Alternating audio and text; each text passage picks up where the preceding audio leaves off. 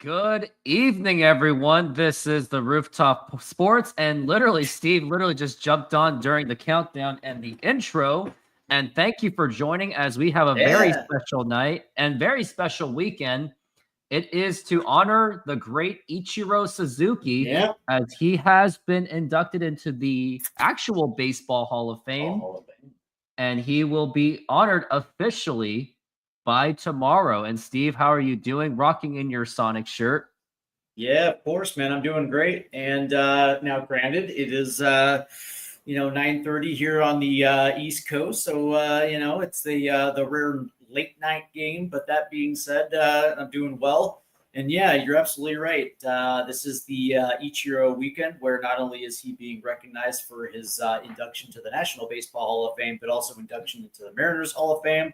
And it's well earned and it's well deserved. And it's nice to see that he's being appreciated by the Mariner faithful because he really was a special talent. And I still remember his 2001 season where I think he became only the third rookie to win the Rookie of the Year and the MVP in the same season. So he had unbelievable player. He was absolutely unbelievable. We totally miss the contributions of Ichiro. It's just really sad though that the Mariners really literally wasted like the majority of his career from after 2001. They wasted all of his career. I mean, outside of his rookie season, he never saw the playoffs. I think until he left for New York. He got traded. He requested a trade from the Mariners to New York because he saw that the writing was on the wall, the rebuilding, and he was like, "What am I doing here? Just put me in a contender. I don't want to waste your time. Don't waste my time. Let the kids play." So if anything, now we look at it in retrospect, what Ichiro did, he did do the honorable thing by saying, "Hey, it's just not working. I agree. What am I doing here? Get me out of here. Let the kids play." And although that rebuild unfortunately didn't work out, but at least his heart was in the right place. And if I remember too, he was actually in town when the Yankees were in town. They just happened to do the trade, and they actually had to scramble and get him a little, probably like a temporary jersey. And when he was called up to the plate, he was met with nothing but a huge standing ovation, which obviously well deserved. Yeah, like I think what was the year where he came back to the Mariners to play in the opening Japan series? What year was that? 2019, and he actually returned in 2018. 2018 was just like a kind of like a retirement tour. Wasn't so sure. Only played for a month, and then 2019 was just so he can play in Japan and have that closing. And it was a very perfect closing. The only thing that kept it from being actually not perfect was Ichiro was a step away from beating an infield play. Right. If that was his last at bat, and had he gotten safe, that would have been a much more iconic moment. Yeah, but still, to be able to close out his career in Japan, where it all started, man, that was absolutely special. But tonight against Tampa, with your boy on the mound tonight, it's going to be an interesting game tonight. Again, my boy is George Kirby. I hear you. I'm just being sarcastic, but I have no idea. Is this the start of the 3-game series, or are they mid-series? What's the scoop here? It's a 3-game series against Tampa, and other things to know about this as well is the Mariners are actually 1.5 games back from Houston for the division. Yeah. So Mariners. How did this week go? Because I know the last time we hooked up, they were like 3 games back or 5 games. I can't remember. Something like that. So they have a good week? Yeah, they had a great week. They actually swept the Chicago White Sox, although it pretty much happened at the skin of their teeth. But at this point, it's like, hey, a sweep is a sweep. You'd rather have ugly wins than beautiful losses. Okay, fair enough. Yeah, no, guess what, man? An ugly win still counts as a W in the win column, right? So you'll take them where you can get them. So it's nice to see that they're a 1.5 games out of the division. And again, a la Jay Buhner, you want to be able to hang a banner in your outfield. He's like, no wild card. He said, screw that. Let's go for division. Even with that mentality, if you're fighting for a division, that's also going to at least give you a cushion in the wild card in case you don't get the division. So with that winning mentality, here's the first pitch. Now here's a ground ball right to the first baseman, and he's got it. That's So Donovan Solano. Donovan Solano. Josh Naylor is actually injured, but he is considered day to day. But he can fill in as a pinch hitter, according to Shannon Dreyer. I gotcha. So he's available. He didn't go on the DL or anything. What did he pull a hammy? What did he do? I'm trying to figure out what that was. As we've got Brandon Lowe up to the plate, and he was also actually one of the rumored people, and that is going to be a strike. Let's see what Josh Naylor was about. Yeah, that would be interesting to find out. It was his shoulder. Okay. So it looks like he's 2 pitches in, and he already has an out. So let's see if Castillo can be efficient tonight, and not throw 50 pitches in 3 innings. And the pitch, and a swing and a miss, and that is going to be strike 2. I like Brandon Lowe though; it's pretty good. He is very good, yeah, no doubt. So Donovan Solano is still on the team, huh? Yeah, I guess because I don't know. I don't know. I didn't either. I really did not expect that.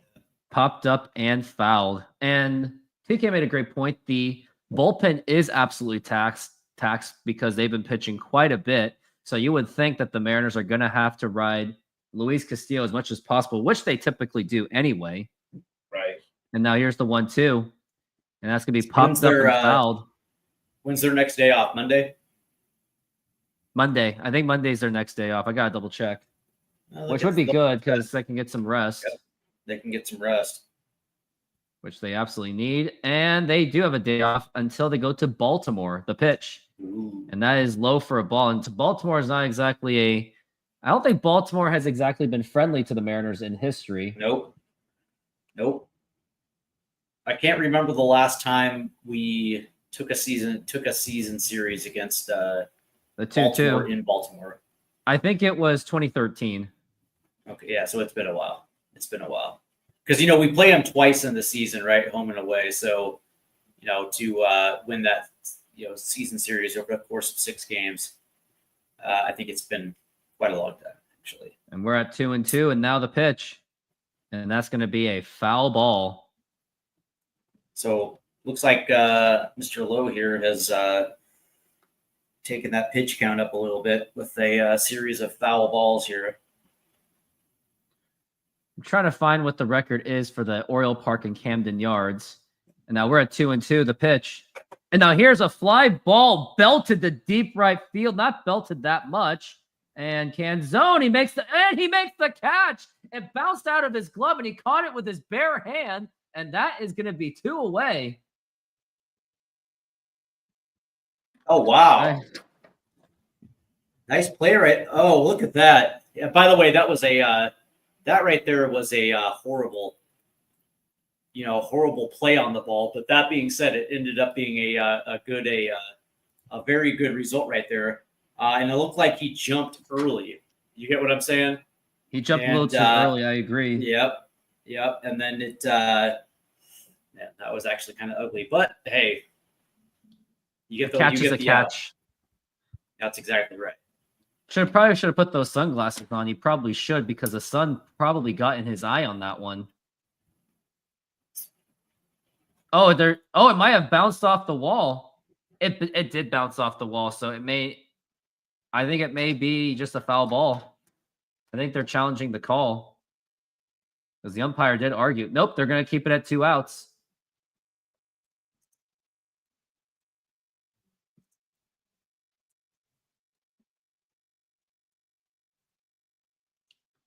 Or maybe they're just reviewing the call.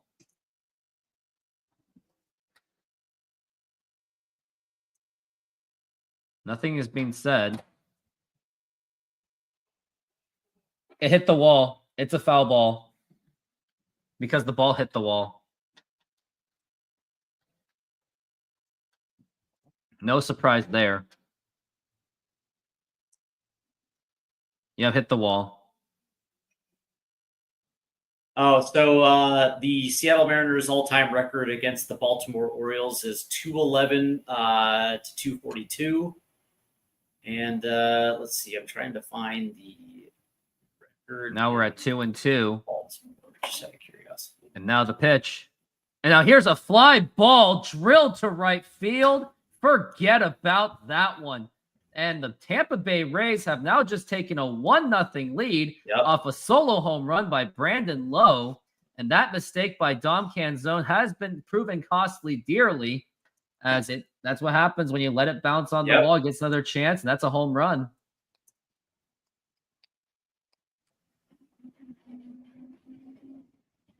Yep, that was absolutely just drilled. Dom Canzone didn't even have a chance at it. And none of the fans even caught it either. And now it's 1-0. Now here is Junior Caminero, arguably their best hitter, the pitch. And that's going to be popped up and fouled. Now they're going to call it the phantom foul ball. So the Mariners have a better record against the Orioles at home with 120 wins and 114 losses. But on the road, they're 92 and 131. Ooh, that's brutal. There you go. We fished that one out there. And that's a foul ball, 0-2.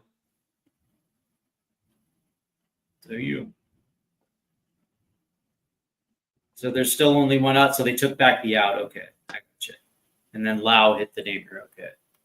And the pitch. Can't zone effect. Now here's a fly ball belted to deep left field, and actually Julio's got it. And he makes the catch, and he talked. That's funny. And that is going to be TK's funny. Can't zone effectively gave them a home run back. Yep. Yep. And I always saw him as a good range coverage guy. It's just, I guess he just can't finish. And what was unfortunate is that should have been the second out right there. That could have been the third out too. Yeah, and effectively. Here's Josh Lau. He tries to bunt, and that is a foul ball. This should be the end of the really inning. Shouldn't. At 14 pitches. This should have been it, yeah.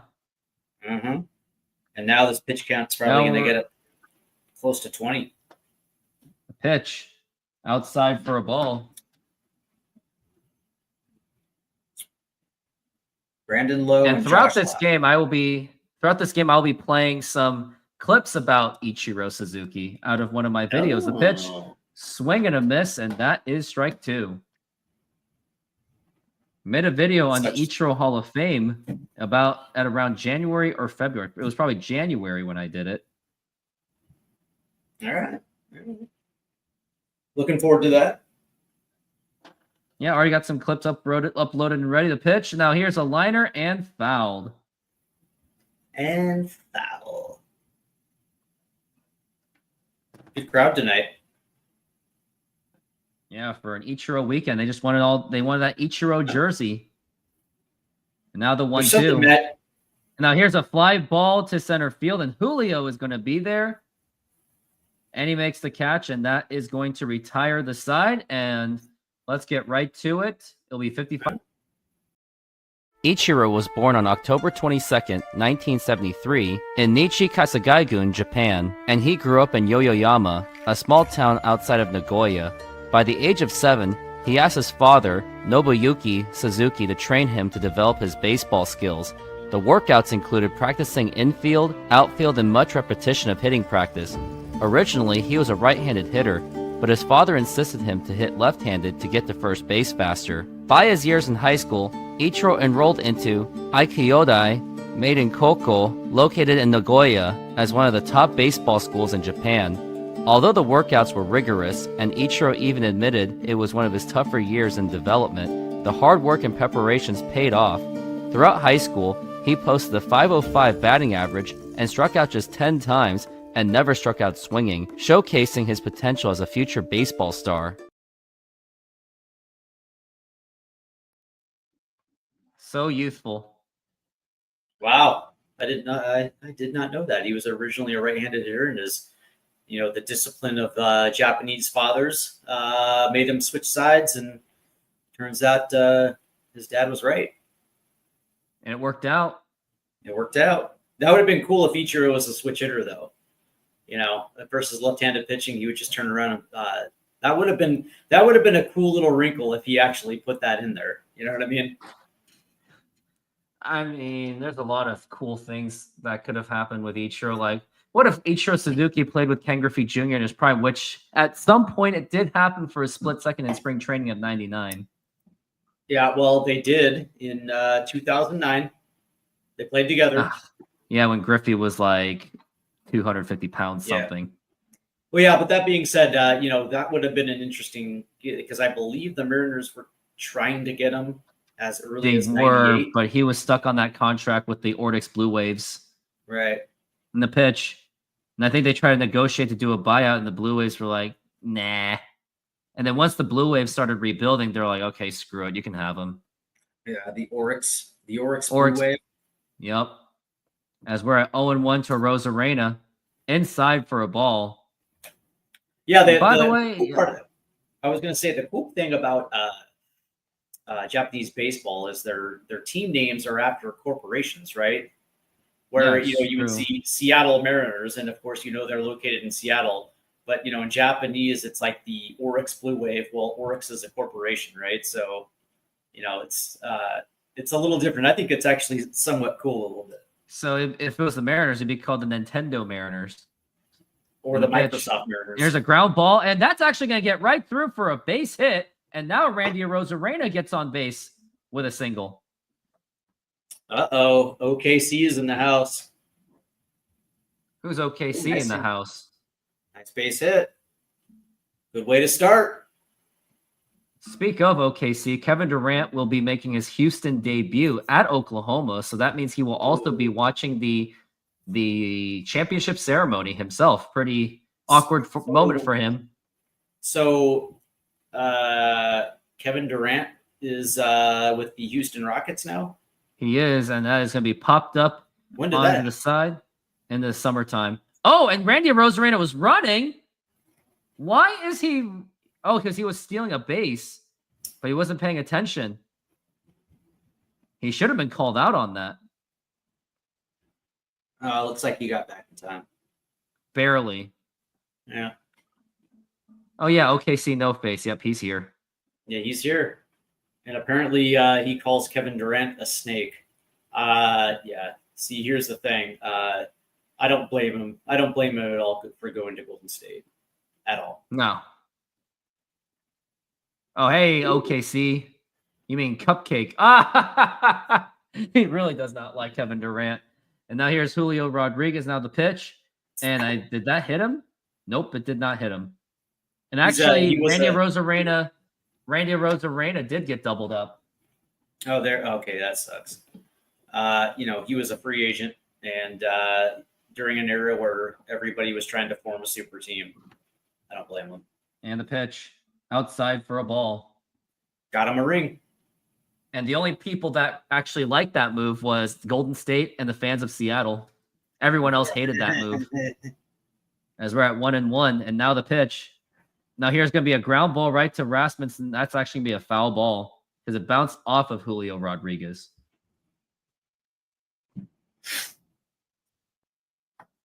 That's the thing. Like Julio. Randy obviously just wasn't paying attention. Like he was trying to steal the base. I get that. Yeah. But at least you got to hear the bat, but I don't know. Maybe. Well, it looked like it was a hit and run, right? So he was moving with the anticipation that there was going to be contact, except the contact was skied straight up in the air, and then he had to return. Of course, he probably was already rounded second base at the time, so it was like a hustle play. Now we're at 2-2. And the pitch. It's going to be a foul ball, and Julio tried to, he really tried to, he was just playing reach on that one.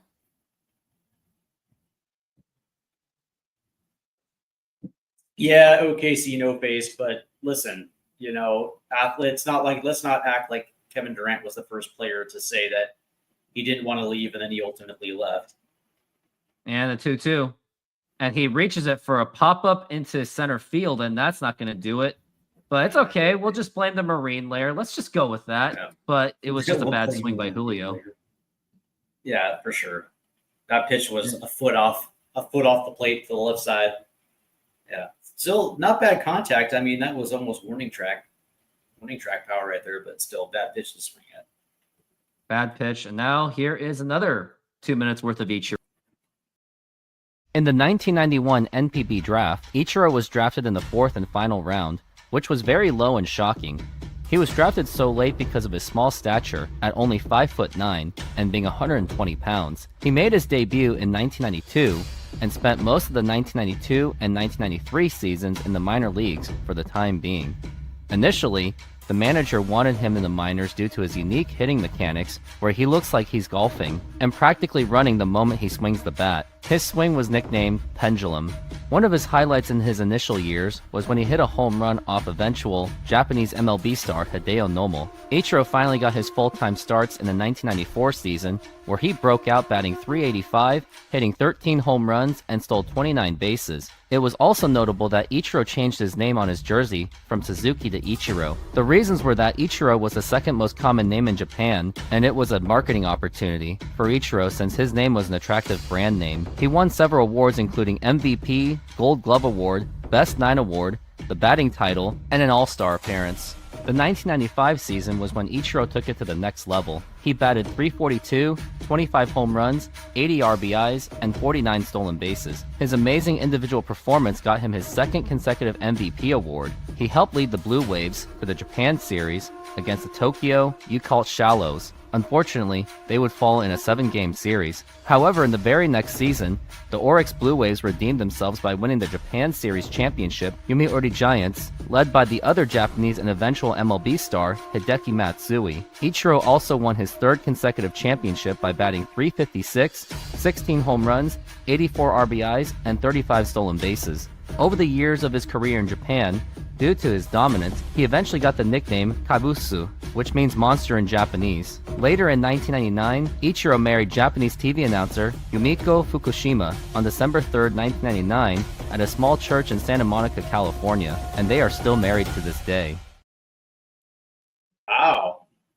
Wow, look at that. You did a really good job, man. That was thorough. Thanks. And that is outside for a ball, 1-1. We got Peters up on the plate. It's too bad we coughed up the early 1-0 lead, but that's not surprising considering who's on the bump tonight. Yeah, Castillo always gives up that early. He always gives up that early run. It's almost like we're just getting used to it at this point. Correct. Yeah, let's see.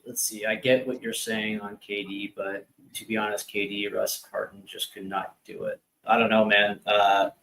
That trio was so young, and it's so young in their career. And even there was a reason why. Yeah, but if those three had stayed together for 3 more seasons, they probably get it done. Like they were close. Not even in their primes yet. You don't think San Antonio with Kawhi Leonard or Miami Heat LeBron James would have been enough to stop them? The 2-2. And that is going to be inside for a ball. Probably, but they probably make a trip to the finals though. That's what I'm saying. They get through at least once. Now we're at 3-2. And now the pitch. And that is going to be strike 3 called. And now we've got 1 out. Peters, huh? The Peters. Good pitch right there on the inside corner. That was a nice pitch by Ichiro with his plaque. They should really be giving the plaque out on the actual day of his speech, not like on Sunday. But I don't know, because they want to spread it all out, I guess. The pitch, and that's going to be outside for a ball. So look at that. Sunday at 1:00. It's the Cooperstown Plaque Day as they're giving away mini plaques. And now we're at 1-0. Now here's a ground ball right to the second baseman. Throw to first, and that's going to be in time. And that was Cole Young making the play.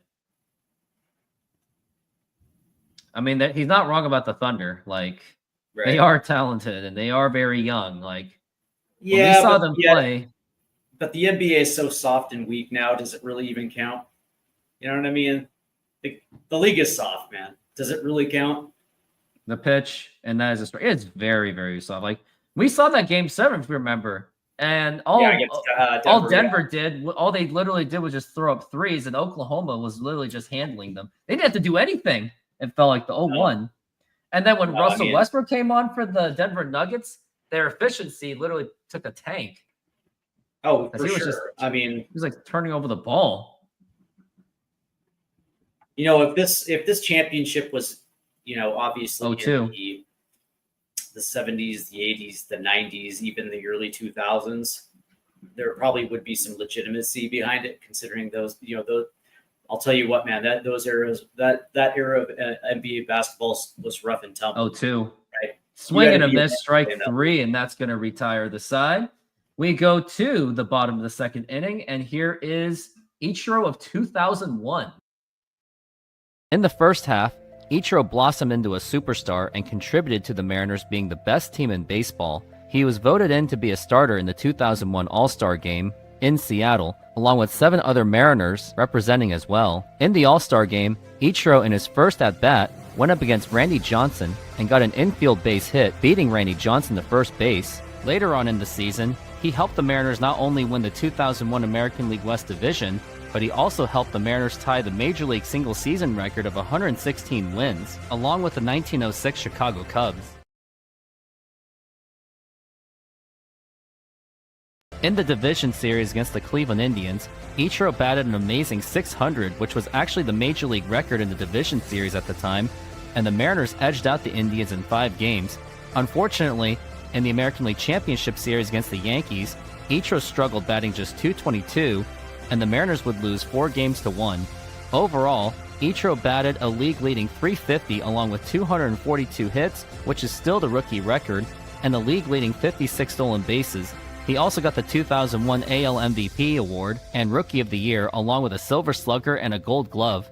Ichiro and Fred Lynn are the only players to this day to win the MVP and Rookie of the Year in the same season.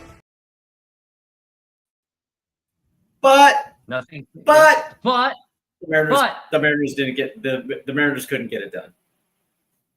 There was theorizing reasons why the Mariners didn't win the World Series. Part of some people out there blame 9/11 for it. Well, no. They spent so much time chasing the record that by the time they got to the playoffs, the Indians essentially took whatever was left out of them by making them go 5. And by the time they got to the LCS, they essentially had peaked at the wrong time. They had peaked at the wrong time. Yeah, their peak was what was their peak in 2001? I think it was like July or August was like their peak. And in September, they started coasting a little bit. I think their peak was like June through August. Yeah, that was their peak.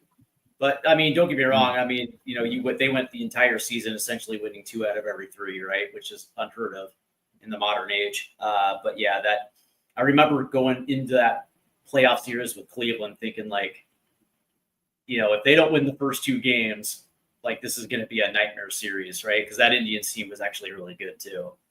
And Jim Thome, Roberto Alomar, Juan Gonzalez. Good team.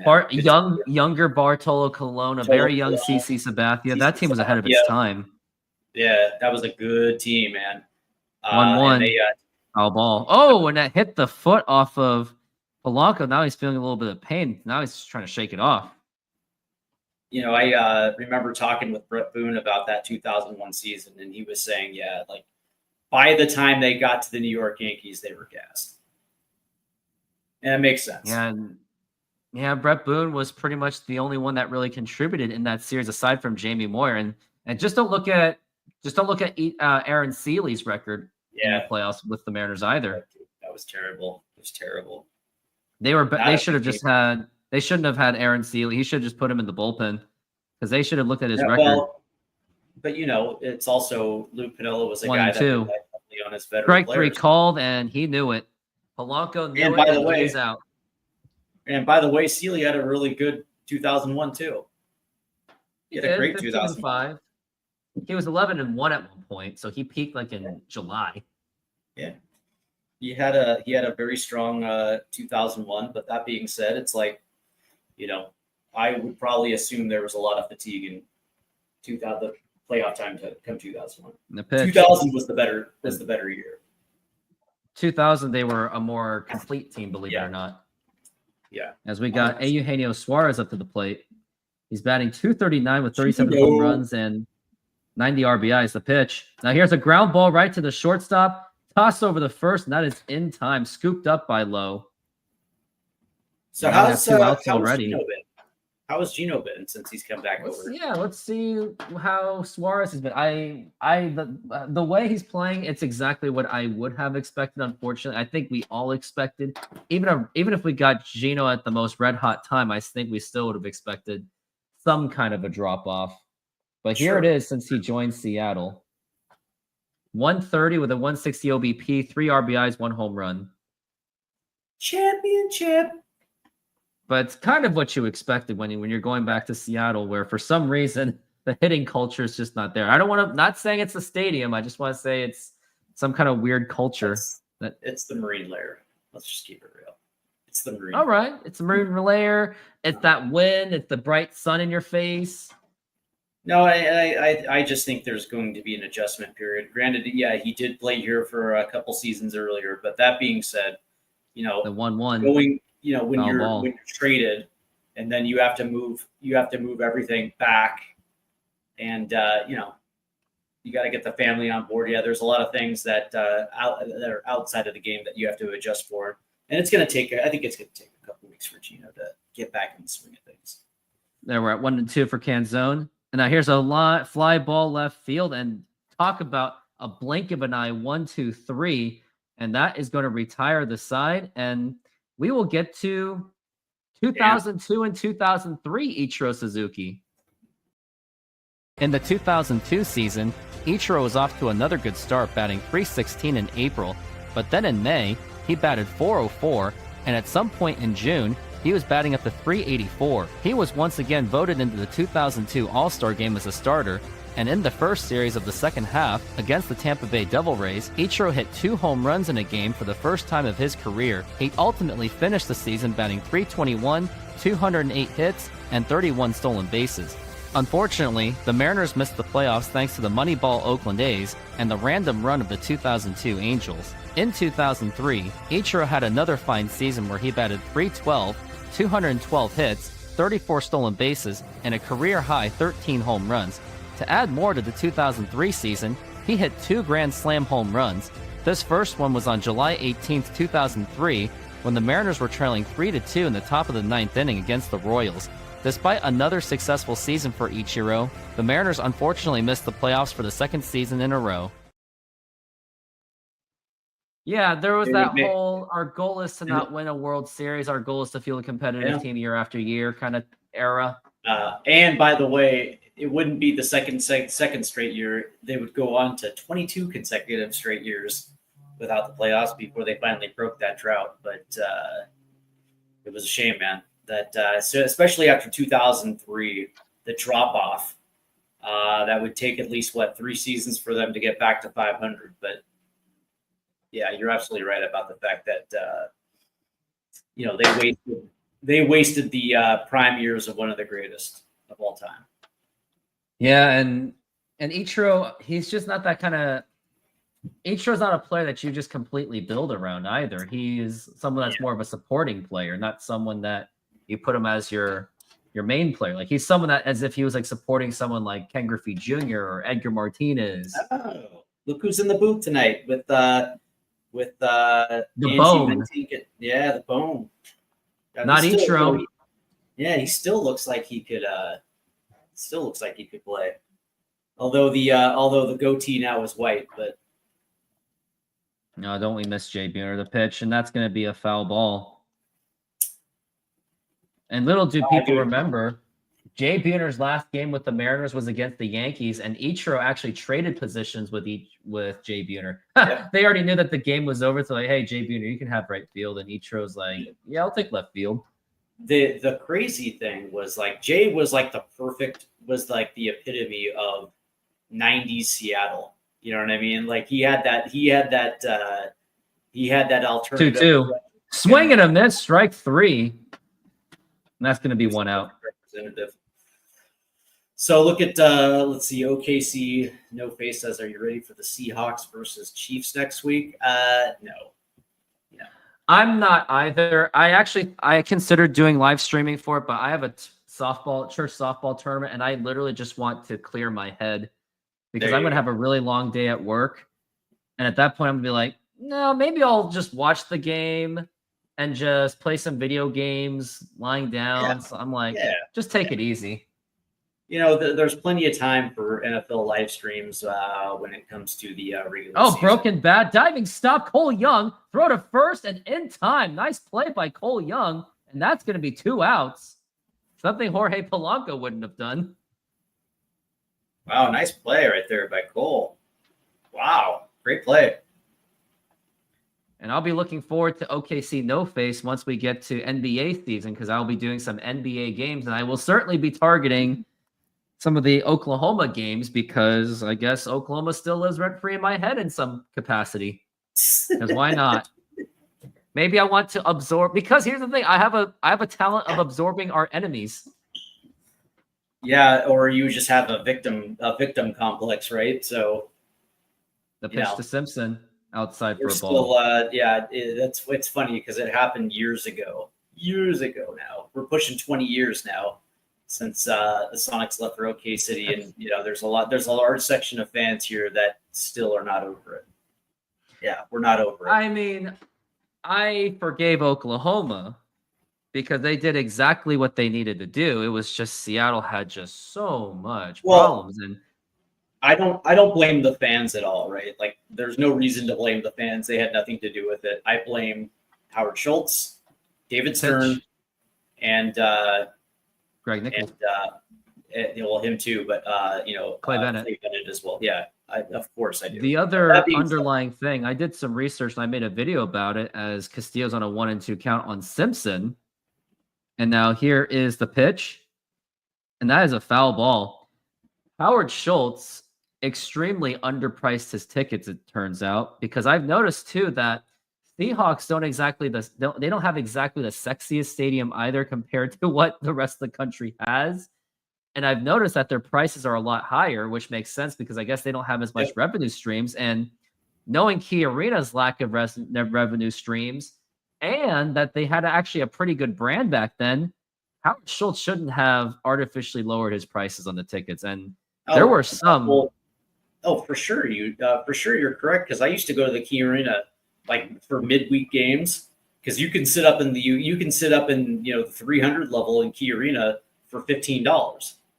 $9 was as low as it was. Yeah, to do the seats for an NBA game was absolutely cheap back in the day. Oh yeah. But the way Schultz did it was just a explanation of bad business practice. Now here's a ground ball. And now ironically, Starbucks is like extremely overpriced with their coffee.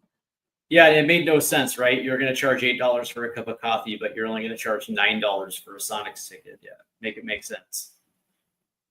Yeah, you definitely go to the Sonics game for that one, as that we're at 2-2. So, yeah, and then here is the 2-2 pitch. And that's going to be a foul ball. And that's actually one of the points that Sonics Gate actually missed. Like, they had everything else. There's like David Stern, Howard Schultz with Gary Payton, the sale, Greg Nichols. But the one thing they missed was the ticket pricing was a missing component. Well, they also missed the fact that, he didn't try to negotiate the Key Arena lease. And there's a ground ball right to second base. Cole Young throw to first in time. And now that's going to retire the side. Even with the ticket prices as they were, they still would have able to make a profit had they renegotiated that lease. It was that. And tickets were actually at 26 out of 30. So had they been even if you put it at 15, then Howard Schultz could have had more time to get a better stadium. And then, But there was a stretch there where the Sonics weren't really all that good, right? So it probably wouldn't have made sense to charge crazy ass prices for tickets, right? They just weren't good. They didn't have to go crazy ass price, but at least they could have rode the branding name of Gary Payton at the time, Desmond Mason because he's a cool dunker guy, Ray Allen, Rashard Lewis. I don't know. Oh, we gotta get to the Ichiro record breaking season. That was wasted. In the first half, he hit .321, including a 50-hit month of May, which got him another start for the 2004 All-Star Game. In the second half, he caught fire with 50 hits in July, August, and September-October, and he batted .429 in the second half. As the season was drawing to a close, he was right on the tail of George Sisler's 1920 single-season hit record of 257. On October 1st, 2004, Ichiro tied Sisler at 257, and then on his very next at-bat, Ichiro broke the record. And a ground ball back up the middle, and there it is! He's a new all-time hit king! He was then congratulated by Sisler's granddaughter, Frances Drockelman. To Mrs. Drockelman, and congratulating her. Ichiro finished the season batting a career-high .372, 262 hits, and 36 stolen bases, and he even posted a career-high 9.2 wins above replacement. That's absolutely crazy. The only stinker of 2004 was they were horrible that season. That was literally the only highlight of that season. Yeah, dude, that's just insane. He hit .372. That's just so ridiculous. 262 hits. That was also Edgar's retirement tour, and that was also the first season where I had to experience losing baseball, and it came to me like it was a shock. Like, it's not like it was gradual. It just happened. Wasn't that Dan Wilson's last year as well, too? 2004? Last healthy season. 2005 was his last season when he tore his ACL. And that was only a matter of time. And Solano's working on a 1-1, by the way. And the pitch. Now here's a liner to right field, and that's going to drop in for a base hit. Bounces off the right fielder, but he will get there at first base with a single. Nice hit by Donovan Solano. Now we got J.P. Crawford up to the plate. Looks like the best viewers are on Streambo. How about that? In our chat here. Yeah, how about that? Streamboo. Yeah, who's that? Streamboo. I don't know. But apparently the best viewers are there on Streamboo. Never even heard of Streamboo. I don't want to know. Now here's J.P. Crawford and the pitch. And that's going to be a foul ball. That was right down the middle, so there was an opportunity to get a big hit out of that. But it somehow, the barrel just didn't meet the bat properly. Oh, he just missed. JP just missed it. Oh, he did. Fastball right down the middle. Won the pitch. And a nice, obvious frame job by the catcher, but that was just too obvious of a framing attempt. So that's going to be 1-1. And now we're at 1-1. Yeah, 100%. And now here is the pitch. And that is going to be up high for a ball. Yeah, I got to say that I don't think I really care about the NFL season this year. I don't feel it either. I just don't feel it myself. Yeah, I don't think I feel it. And that's going to be popped up, and that is going to be caught by the third baseman easily, and he makes the catch. I think last year I may have watched 2 games all season, maybe. One of them There's something with me. One of them was. There's something with me in the NFL. It's just not clicking. One of them was an in-person game at Ford Field against the Buccaneers, but. That being said, I don't know, man. I just, for whatever reason, as the years go by, I just don't care about the National Football League anymore. For me, here was the following reason: the pitch, and that is going to be a strike to Cole Young. It was the Seahawks just remaining too stagnant, and then the Cleveland Browns with the whole Deshaun Watson thing. They gave up on Baker Mayfield, and I was like, for the longest of time, I loved the Browns as the lovable losers and the underdog, the pitch, and that's going to be a ball. And as soon as I traded Deshaun Watson happened, I was like, you're on your own. Yeah, that was a crucial misstep in their rebuild because, here's the thing. It's like Baker took them to their first playoff appearance since 2002, and they actually rebuilt that team in the right way. The next season, Baker is playing through a separated shoulder. And of course, he wasn't going to be the best, continuously playing hurt. So he just needed time just to kind of decompress. And of course, they blamed that season on Baker. knowing full well But it that he was just hurt. mismanaged. Yeah, And they had and Case Keenum as their backup. right, and they could have just sat him, and just let him rest and recover. But that being said, they just played, they played him while he was hurt, and it just didn't work out. And then they had the audacity to blame him and then ship him out of town, for Deshaun Watson, knowing full well that it was, probably not going to work out. And clearly it did. Now here's Randy Arozarena up to the plate, and now the pitch. And that's going to be a strike, and that was a huge frame job by the catcher, and that's going to be 0-1. And since Baker, after having 2 seasons with the Panthers and the Rams, goes to Tampa, and that's exactly right. Mayfield's getting the last laugh. He's been one of the best quarterbacks in the NFL over the last 3 seasons with Tampa. Yeah, as a Browns fan, I was cheering for Baker to do well just to embarrass the Browns, and now they're riding it with Shedeur Sanders, Joe Flacco, and watch Joe Flacco start this year. Ball to center field, and that is going to go to the Marine layer, and he makes the catch, and that is going to retire the side as we go into the top of the 4th inning, and here is a boring 2005 Ichiro. 2005 was a down season for Ichiro by his standards, where he batted .303, 206 hits, and 33 stolen bases, but a career-high 15 home runs and 12 triples, getting him another All-Star appearance. There were 2 notable highlights of his 2005 season, when he robbed Garrett Anderson of a home run in Spider-Man style, and on June 14, 2005, Ichiro reached a milestone where he hit his 1,000th Major League hit. He was able to accomplish this faster than any Major League player in history.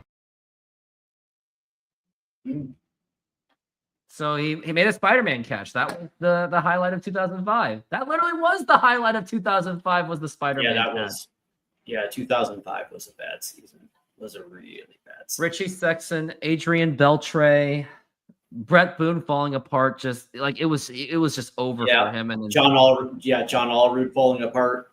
That was 2004. Okay, whatever. You get it though. And then that was Jeff Cirillo was there by then. No, he was gone by after 03. Jeff Cirillo was gone by 03. Okay. Was it Scott Spezio? He was like batting not even 100. Yeah, so Scott Spezio was there. Let's see. Adrian Beltre. Was it Miguel Olivo there in 2005? Yes, and then he got traded to San Diego because he was just bad. Right. And Dan Wilson tore his ACL, so basically, and the Mariners were left with Yorit Torrealba. Yorvi Torrealba. Hold on real quick. Let's look at the 2005. It's going to be painful to look at. That's all I'm going to say. Let's look. Let's just look, shall we? You're not going to like it. You're probably right. So, yeah. Eddie Guardado, the closer. So, yeah, that was, Olivo, Sexton, Boone, Unieski, Betancourt, Adrian Beltre, Randy Wynn, Jeremy and Reed, Ichiro, and then Raul Ibanez. By the way, Ibanez was probably their best player that season. I would say Richie was. Yeah, next to Richie Sexton. Now here's a ground ball foul as we are back from the break for Brandon Lowe, and this game is just really that's right. breezing along. We had Mike Morse. Yeah, we had Mike Morse, Jose Lopez, Greg Dobbs, Pat Borders. Yeah. Dave Hansen, Scotty Spezio, Rene Rivera. I forgot about him. Wiki Gonzalez was on that team. Ooh. Miguel Ojeda, Chris Snelling. I remember Snello. Chris Snelling had a nice little. Chris Snelling showed some promise for a split second. If he just wasn't injured, I think he could have turned into something. Shinsu Chu. Mariners gave up on him too fast. Yeah, Ramon Santiago, and then they had what? Now here's a fly ball to right field, but Canzone's there and he makes the catch, and that's gonna be 1 out. Thank goodness. So Ryan Franklin, Joel Pinheiro, Gil Mesh, Aaron Seeley. That was 2005 was the year that they went the entire season in the rotation without a missed start, right? Did they go through it? It was one of those And the seasons pitch, in and they were the just mid-2000s. now here's a ground ball right through for a base hit by Caminero, and now we got a man on first base. Yeah, Gil Mishi. Maybe it was 2006 or 7. I can't remember. It was one of those seasons where they went the entire season without missing a start. It might have been 2004. I can't remember. 3 or I can't. I guess we remember. can find out. Ron Vallone was in the bullpen. Julio Mateo. Julio Mateo was okay. Hasagawa. Jeff Nelson came back. Wonder why he came George back, because he Sherrill. burned the bridges. No, Jorge Campillo. No, 2005 was not a complete season, or 2004 was not complete. 2005 was kind of almost complete with the exception of Felix Hernandez. We had Aaron Seeley on that team. Aaron Seeley came back. He was like that nostalgic adding. Yeah. So we're at 1-1.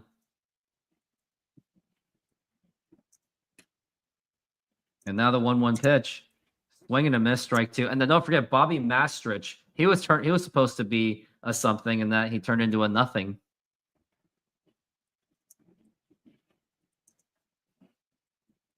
And now we've got the pitch. Now here's a ground ball, could be double play ball. Throw to second and the throw to first. And that is in time for the double play. And that is going to retire the side. It was 2003 that the entire rotation went the entire season without missing a start. It was Jamie Moyer, Freddie Garcia, Joel Pinheiro, Gil Mesh, Ryan Franklin. It's too bad that if only Freddie Garcia was actually healthy that season, that Mariners could have sneaked into the playoffs for that one. They were the first American League team since the 1904 White Sox to use only 5 starting pitchers for the entire season. So there you go. Yeah, I knew it was one of those seasons I couldn't remember. Here is a more dark side part of Ichiro that no one really wants to admit except the Korean fan base. Here it is. In the semifinals, the game was once again tightly contested, where there were no runs scored through 6 innings until Japan feasted on South Korea, scoring 5 runs in the 7th inning off notable MLB Korean pitcher star Byung-Young Kim. Wait, South Korea. Did you forget that Byung-Young Kim nearly cost the Diamondbacks the 2001 World Series against the Yankees? Oh wait, it was just one game? Well, how about this one that happened the very next game? Here in Game 5, Brocious hits one in the left. Back at the wall. The Yankees have tied it again. And yet you still let him compete in the tournament?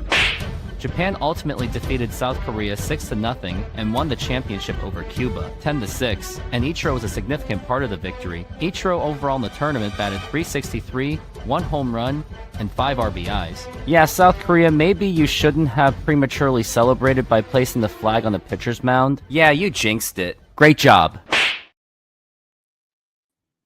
Young Kim. There was actually a first half video that I didn't play, but it would actually explain it. It leads up to the second part of it better. And it's still loading. Yeah, Byung-Young Kim, I didn't like him that much because of 2001. Oh, here's the second half. Yeah, we're back from the break. Yeah, but Byung-Young Kim actually had a dynamite 2001 season. He was actually really good. But that being said, man, you go to Yankee Stadium. That's a tough place. That's a tough place to pitch, man. Yeah, I remember watching that Tino Martinez, and I could feel the noise of cheering in my bones. And now the 0-1, and that is up high for a ball. Let's go, Calvin Raleigh. Cal Raleigh. And now the pitch, way inside for a ball. How many hits do we have? 2? Maybe 1? 2. Damn. 2. It's brutal. We're in the 4th. Yeah, we're in the 4th, and we're at 2-1. And now the pitch. Swing and a miss. And what is Cal Raleigh doing? He's literally just swinging way too outside of the zone. He's like, it's almost like him and Julio just switch places. Swing and a miss. Yeah, that was a bad pitch chase right there, Cal. It's getting to the point that I'm just saying, when I hear a baseball joke, what? Cal Raleigh. He's kind of, what are you saying? He's cooled off a little bit? he has cooled off since middle of June, but no one wants to admit that. Like the only thing that hasn't cooled off is maybe the home runs, and even then, his home runs are cooling off. He's well off the pace of Barry Bonds. Barry Bonds is like at 50 home runs by now. Yeah, but that was never realistic anyway, right? So it's gonna be 3-2. Now here's a fly ball, and that's popped up and fouled. You would think that he might have an outside chance of catching Roger Maris at 61, but yeah, I think 55 maybe more realistic. Yeah, it's at this point we're just hoping that he can beat Griffey's record. That's all we can hope, and I don't even know if that's going to happen either. The 3-2. I don't. It's gonna be a foul ball. It's tough to get to 50s. Yeah, he might reach 50, maybe. He's not far from it, but he's probably going. But as of now, he's probably going back to 2024 Cal Raleigh. As we're at 3-2, and now the pitch and a swing First and a half, miss, Cal. strike 3. The first half where he goes absolutely nuts and then wins the home run derby and then cools off so drastically in the second half. Yeah. I really miss the good old days when I said, like, hey, you want to hear a baseball joke? What? Julio Rodriguez. Christian thinks that the Mariners are top 10, yeah. Meh. You know, I'm an expectations freak. The pitch. Now here's a ground ball foul. This is Julio Rodriguez. And plus, I don't like the lineup placement either. Randy leading off, Cal Raleigh number 2, Julio number 3, fine, whatever. But Polo batting before Suarez, like this lineup is just, it's messed. It's foodie. And the pitch. Yeah. If the Mariners don't make the playoffs, if they miss the playoffs, I'm going to blame it on the lineup. I'm not going to blame it on Jerry, not John Stanton. I'm just going to blame it on bad lineups. 1-1 for Julio. I can easily blame it on Dan Wilson. Yeah, Dan Wilson he has the nostalgia protection. He has the nostalgia protection. If his name was not Dan Wilson, fans would want him fired by now. And the pitch. Now here's a fly ball to not deep enough right center field, and it's the marine layer. We need to bring in the fences more. It's not fair. Why can't we hit at T-Mobile Park? It's the stadium's fault. Why don't you just bring the fences in to like 5 feet outside of the infield? And they'll still and the marine layer will still oppress them. Yeah. Now, I mean, it could be. Maybe it could be that they're just not good, consistent hitters. That could be it. I don't know. Living and dying by the home run is a dangerous thing. And the pitch, like you gotta learn how to adapt. You gotta learn how to adapt to a tough stadium to hit. And it's not that tough of a stadium to hit in. That's the problem. It's actually a hitter's paradise, considering the power alleys are huge, right? And that has been proven time and time again in the stadium. Yeah, but it doesn't fit the Mariners media narrative. Yeah, well, it's because, they're chronic liars. 2-0. And now it's going to be a foul ball. Yeah, I had a beef with Luke Arkins. Like, honestly, who do I not beef with? Basically anything not the Mariners. I think I was like, someone hit a fly ball to the marine layer or something. And then, or no, it was like, what a home run fest by the Mariners. And I was like, okay, so the marine layer doesn't exist, right? And he just blocked me. Yeah, that's pitch. Yeah, right. Now here's a ground ball right to second base, throw to first, and that's going to be in time. And now I'm going to show the first 2 parts of that Ichiro South Korea thing, which it will make more sense this time. Japan was then in a must-win situation against South Korea in order to avoid the possibility of elimination. The game was tied until the top of the 8th. Before the 2006 season, Ichiro represented his country Japan for the 2006 World Baseball Classic, but before the tournament, Ichiro was met with controversy when he made derogatory comments about Japan's bitter rival South Korea. He stated that South Korea smelled like garlic. That's hurtful, man. Well, next time, just let it go. Let it go. He allegedly stated that he wanted to beat South Korea so badly that South Korea won't want to play Japan for another 30 years. However, that statement was deemed to be mistranslated, as the actual statement was, I want to win in a way that the opponent would think we cannot catch up with Japan for the coming 30 years. We should not merely win the games. Yeah, that seemed to be the more correct statement. Or was it?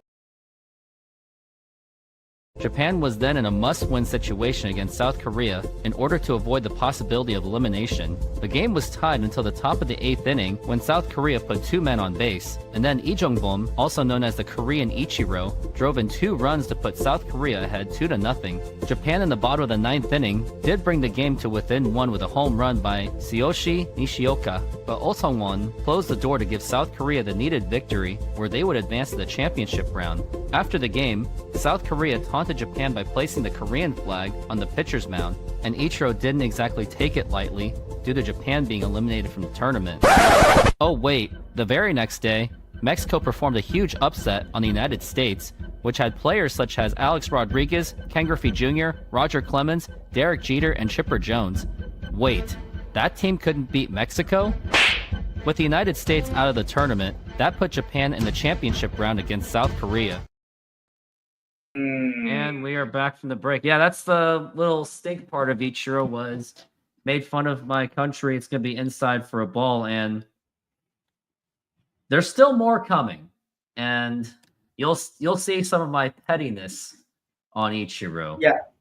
By the way, Christian, in the chat, yes, And now here's a bunt to third base. Here's Suarez throw to first in time. And that's going to be out. Good heads-up play by Suarez. All right, guys. Goodbyes only. Don't forget it. Stop it. Thank you. Yeah, the ball does certainly fly in Seattle, and that was proven through the first 5 years of Safeco Field's origin, when this team actually had good contact hitters on the team that knew how to use the entire field to their advantage. Right, as we've gotten so far away from full contact hitters. And we're now in the era of nothing but pull hitters. Yeah, it doesn't necessarily play. But that being said, it still is the same dimension, right? We still have expansive power alleys that could be utilized. And there was one guy recently who used them, and his name was Ty France there for a little bit. But that being said, it's like if they actually played for their park and actually got hitters that are very good contact hitters, you would probably see you would see a lot more line drives. Here's a ground ball, and that is going to be a play by J.P. Crawford. No, not even close. Not even close. Yeah, the ball does not travel in Seattle is just a false narrative. Oh yeah, dead narrative. Should be a dead narrative, but they gotta say it. And that was the talk of the 2025 offseason because the Mariners were doing nothing, so they had to come up with something else to say. Yeah. Oh, shoot.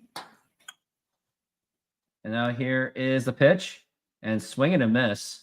And going back to that he's also asking, y'all are so hard on the Mariners. No, I mean, you're talking to a Mariner fan that's been around since 1986, 1987, right? So I was there for the transition into Safeco Field, and a team that was actually built for the Kingdom morphed into a team that was beautifully executed to play in that ballpark. But anyway, here's a ground ball, and that's gonna get right through for a base hit. And is he going to third base? Nope, because Kanzo's not throwing that hard. Now we got first and second. He's also asking if you're going to go live for the NFL season opener. Yep, for the Seahawks. After I do the Mariners game in the morning. There you go. So it's gonna be a double header, and who knows? Maybe I'll do a triple header and do not only the Mariners and the Seahawks, but maybe that Sunday Night Football game. You never know. What is the you were talking about Tino Martinez? No, I was talking about Ichiro and his beef with Korea. Oh, okay. Yeah, that was, by the way, that was kind of a bold move by South Korea by putting their flag on the pitch. When I saw that, I was like, well, no wonder we lost because they got cocky and you just couldn't wait. And because they also thought it was like, oh yeah, Ken Griffey Jr., Alex Rodriguez. Yeah, they're going to beat Mexico. Oh, nope. Well, of course, that 2006 U.S. World Baseball Classic team was just in name only, right? Those cats didn't take it seriously. No. And if they did take it seriously, they probably would have won it all. but the rest of the competing nations definitely took it seriously.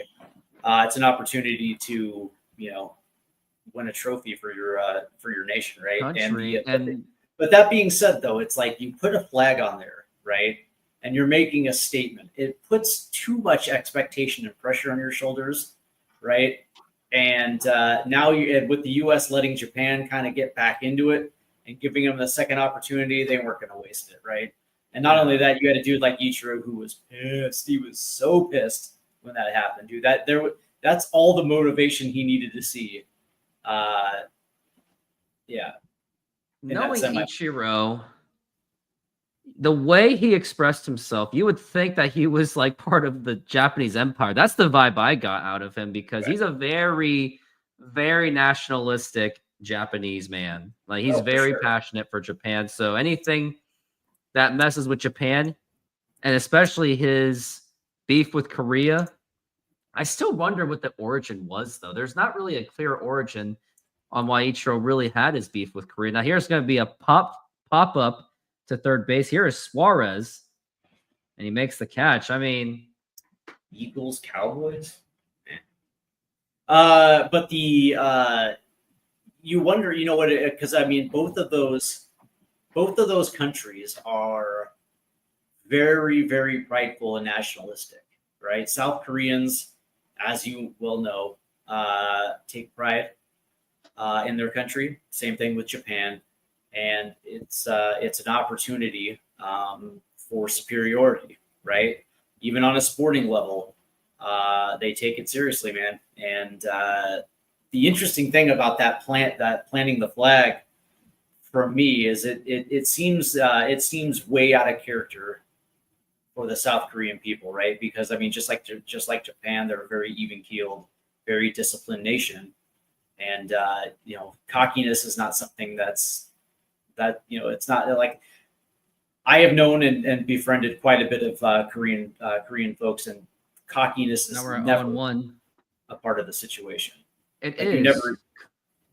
I mean, I grew up at a Korean church, and I saw countless amount of egos. Like, I lost count on it, and it was so bad. I actually got alienated by the whole high class mentality, and maybe when it comes to finance, maybe I can see a lot. I mean, that's the same here too. Americans love showing their wealth, but I would think that that wealth, or showing that wealth, might be within families, maybe. 2-1. And now here's a pop-up into fly ball, and Julio's going to get it. And he makes the catch, and that's going to retire the side. There you go.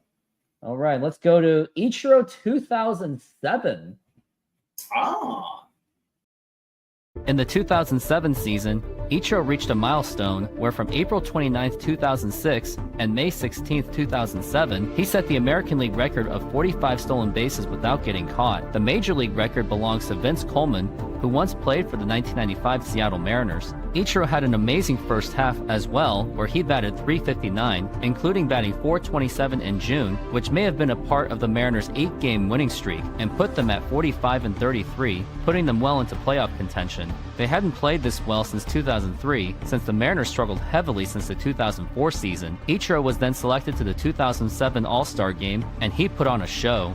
In the 5th inning, Ichiro hit an inside-the-park home run, and this was the only time he did so in his Major League career. He then won the MVP of the 2007 All-Star Game. I remember that All-Star Game. Peak 2007 Mariners, that was their peak. Yeah. They peaked too early. Yeah, that's funny. Well, their peak was actually right before Mike Hargrove literally just quit out of nowhere. And I do have a video on that as well. And that was pretty bad timing too, because they were just on fire. And then next thing you know, Hargrove just basically just quit. And we were like, wait, what? Yeah. And I heard stories about that too, that he wanted to drop, the word was that he kind of wanted to drop Ichiro down in the order, and the bosses above him said, absolutely not. And he said that if you're not going to, the lineup card is mine. And if you're not going to let me have autonomy to make the baseball decisions, per my contract, then I'm gonna quit. They said, "Don't let the door hit you." Yeah, next thing you know, they lose. They not only miss the playoffs, Yep. they then go on to lose 101 games. So obviously, Hargrove got the last laugh on that one. Yeah. And now here's Eugenio Suarez, good vibes only, the pitch. And that's going to What's be funny in is you there never- for a strike. You never hear about Grover talk about a Seattle tenure. Generally, it's his Indians Cleveland. tenure that he usually talks about. He rarely talks about his Mariner tenure. Big swing and a miss, and that's going to be strike 2. Probably because he doesn't want to put that business out on Front Street, right? There's usually a decorum when it comes to not bad mouthing some of the places that you were at. But I think he's done. I think he's done. I don't think Grover's in baseball anymore. No, he's not. He hasn't been in baseball since 2005 in the major league level. That was it. The 1-2 outside for a ball, and maybe some would have said that he probably would have quit after 2007 anyway. Yeah. So, I think enough time has passed where he can badmouth the Mariner ownership. 2-2, and that's going to be a foul ball. And I think we would all like to hear it because his ownership right now is still really, really bad. Just that the Mariners are just not playing bad, I guess. As we're at 2-2. I mean, even throughout the course of the last swing and a miss, strike 3. This is the Gino that we know and remembered. Even the last couple seasons post 2022, they had stretches where they played well, but collapsed in September of 2023, and last year, collapsed. It was just bad. They just collapsed. Well, they collapsed in June. I think they had a 10-game lead at one point in the division and fell apart. We did this live streaming for the beginning of the end, and that was when JP Crawford got tossed. Right. As we're at 0-1, and I have horrible memories watching those games of 24. Just the offense was just that painful to watch. Like it was not fun. Yeah, and 0-1. Swing and a miss, strike 2, and all these lazy swings are happening too. And you can understand why Scott Servais got fired. And the way he got fired was bad. Very bad. Yeah, they ghosted him. Right. Well, he had to find out on Twitter, right? That's a bad way to find out that you lost your job is on Twitter. But, that being said, it was warranted. And the Mariners did play better. Line drive foul. Took over. They did play better. Should have been handled better. Correct. And so far this season, they're right there. They're right there. They're at 0-2. And now the pitch. And that is going to be hitting the dirt for a ball. Dom Canzone's batting .285, so his batting average is still steadily falling. He was actually a 300 hitter at one point. Now it's just steadily falling. Dom, let's go. The Dominator. So we're at 0-2. He's probably going to swing and miss at the dirt. And now the pitch. And he chased a... Why? It's like way outside the strike zone. He does it again. It reminds me of this. This one was the worst one I saw from Dom. Here it is. The 0-2 pitch. You gotta love these guys. He literally just swing.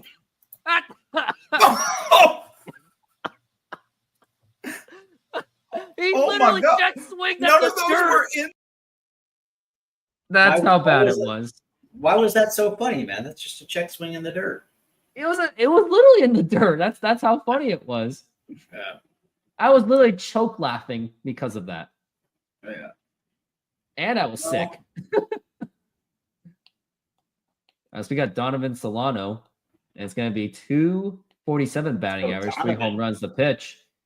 That's going to be there for a strike. I think there's got to be a curse on these City Connect uniforms. I don't think I've ever seen the Mariners win in this uniform. I think they were undefeated in like 23 or 24 with those City Connects. No, 24. I think they did. No, they've generally been playing pretty well in the City Connects. I don't know about this season though. Yeah. I guess we can go to. I think they're ugly. Yeah, it gives Trident curses. It's the black pants that throw me off. I actually like the black pants. Now here's a ground ball base hit. And now Solano is 2 for 2. He's literally the only Mariner that's actually upholding. Look at Donovan. A little 2-out single here. Nice. Goes the other way. Uses the gaps. As of September 15th, 2024, Mariners had a 14-1 record with the City Connect jerseys. As of September, they had 15th, 2024. Okay, so September 2024, they have a 14-1 record. Yep. Oh, And the pitch. okay. And that There you is go. going to be in there for a strike. There you go. So I don't think it's a curse. And deep down, we know these aren't curses. This is just Mariners are just playing really bad. As we got J.P. Crawford, and now the pitch. Now here's a ground ball that's going to be played a second. Yep. Watch them. Watch them come back after I hop off, and they end up. It's winning happened this thing. before. Yeah, they end up winning like 3-1 or 6-1 or something like that. It happens when you leave Yeah. and Jay Trident podcast leave, and it Yeah. just offense explodes. Oh, here's the 2009 World Baseball Classic. This one gave me memory. Early in 2009, Icho represented Japan once again in the 2009 World Baseball Classic, and I would explain how the tournament went leading up to the championship game, but it's just way too complicated to explain, and even more complicated to explain than the 2006 World Baseball Classic. Anyway, South Korea and Japan squared off for the championship game in Los Angeles. In the third inning, Japan jumped out to a 1-0 lead, but failed to score more runs with the bases loaded, ending in a double play. However, in the bottom of the fifth inning, Shin-Soo Choo, who was playing for the Cleveland Indians at the time, hit a solo home run to tie the game. Japan then took a 2-1 lead in the seventh inning, contributed by an Ichiro bunt which led to an RBI single by Nakajima. Then in the eighth inning, Japan added another run by a sacrifice fly by Iwamura. Japan was just 6 outs away from winning the championship over South Korea. However, South Korea scored a run by a sacrifice fly by Ideho, which was contributed by a Ibum Hole double. Then in the bottom of the ninth inning, with the game being 3-2 Japan lead, Yu Darvish came onto the mound, who was typically a starter, but Japan wanted one of their top pitchers to finish the game. However, Ibum Hole hit a clutch RBI single to tie the game at 3-3. South Korea had a great chance to walk it off, but failed to do so. In the top of the 11th inning, Japan had runners on second and third, and it was Ichiro up to bat. I remember watching this game cheering for my family's country, South Korea, and I was horrified to watch Ichiro even as a diehard Mariners fan. Ichiro scored in 2 runs to put Japan up 5-3, and that was his 4th hit of the game. Yu Darvish then ended South Korea with a strikeout, and Japan won the tournament for the 2nd time in a row. I remember in high school the day after that game, my history teacher, who was actually the baseball coach at the time, knowing that I'm Korean, he certainly reminded me of Ichiro's game-winning hit. Along with some of my classmates who are Mariners fans, also reminded me. They asked me stuff like, "Hey Joe, did you see that hit by Ichiro?" and I was like, you. It still really hurts to this day, but I'm Korean. Can you really blame me?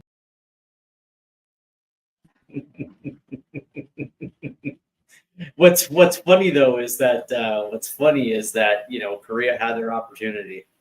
They could have won it. They just couldn't They capitalize. should have, yep. And then you They played a waited good too game long. though. They played a great game though. I was literally screaming at the TV when Ichiro hit that. No, I don't think I screamed. I think I just froze and shocked. And literally you everyone. fucker, Ichiro, you fucker. And the next Listen, day, man, I love you. I love you in every other opportunity when I watch you play, except for this game right here. I do. You are literally the enemy in this one game right here. actually, I hated Ichiro for 2 years throughout that. I said that he was cancer. I said shit like he was cancer to the team. He's stagnating the team. Like I was saying all these ridiculous things as we got to play at first base to Donovan Solano. And then after I found out about the ownership, I was like, oh wait, never mind. Sorry, Ichiro. I owe you an apology. 2 years worth of apology.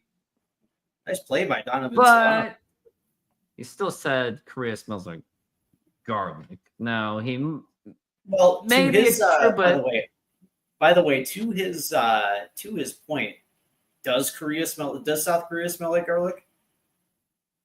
Maybe it did in the 90s because maybe Korea was still kind of in the. Well, I don't know. Like, it's not like, I don't think Korea had the reputation of being like extremely clean, just like, or no, maybe Japan is so clean that when Ichiro went to Right. Korea, for some reason the garlic just stuck out like a sore thumb to him, and he just freaked out. Or maybe he was walking past a restaurant or something, and he smelled garlic. And the restaurant just happened to spew out a ton of garlic smell. Right. And so from that standpoint, he was like, man, it smells like garlic. Is this the way that the rest of Korea smells like? I think I'm going to go with that. Jump to conclusions. Yeah, that's exactly right. That's a good. He definitely jumped. He was on his jump to conclusions, Matt. Hey, it's the Empire of the Rising Sun way. Yeah, I mean that's what they joke about Ichiro. It's the Japanese Thai Cobb from the speaking of Rising which, Empire of the Rising. Oh my God! A fly ball to left field, drilled. Forget about that one. 2-0. That was Caminero with a huge home run to make it 2-0 Tampa Bay. That was just absolutely just blasted. Yeah. I mean, it just went. It's just absolutely destroyed. I mean, it reminded me. I'm not saying it reminds me of this one, but it kind of. Remember when we saw this moonshot? Every single time we come up to hit. 2-0 pitch. Oh, here's a fly ball drilled to right field. Forget about that one. That nearly hit the third deck. And Jordan Alvarez just completely blasted the crap out of that one. That ball was crushed. By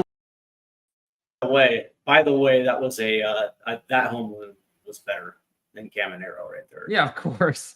Yeah, because if Caminero hit exactly like Jordan, that thing leaves the stadium. Crazy thing though is that And by the way, that pitch to Jordan was grooved, man. That ball was right down the middle of the plate. You know what I mean? Brian Wu. At least this one was at least at the top of the zone, but still, that was just an absolute moonshot. But speaking of Japan, my brother is is currently in Japan right now, hiking the mountains outside of Nagano. So. Yeah. Whereas we're at 1 and 2. The land of the rising sun. Yeah, but I would think that if you say that to a Japanese person, I don't know if they would take that lightly as much, especially the new generation. I still hear that the Japanese are still salty about Americans. Really? I think dropping a couple A-bombs. Yeah. If you talk to a local in Hiroshima, Nagasaki, they're going to be like, well, they did that. Oh, you are American.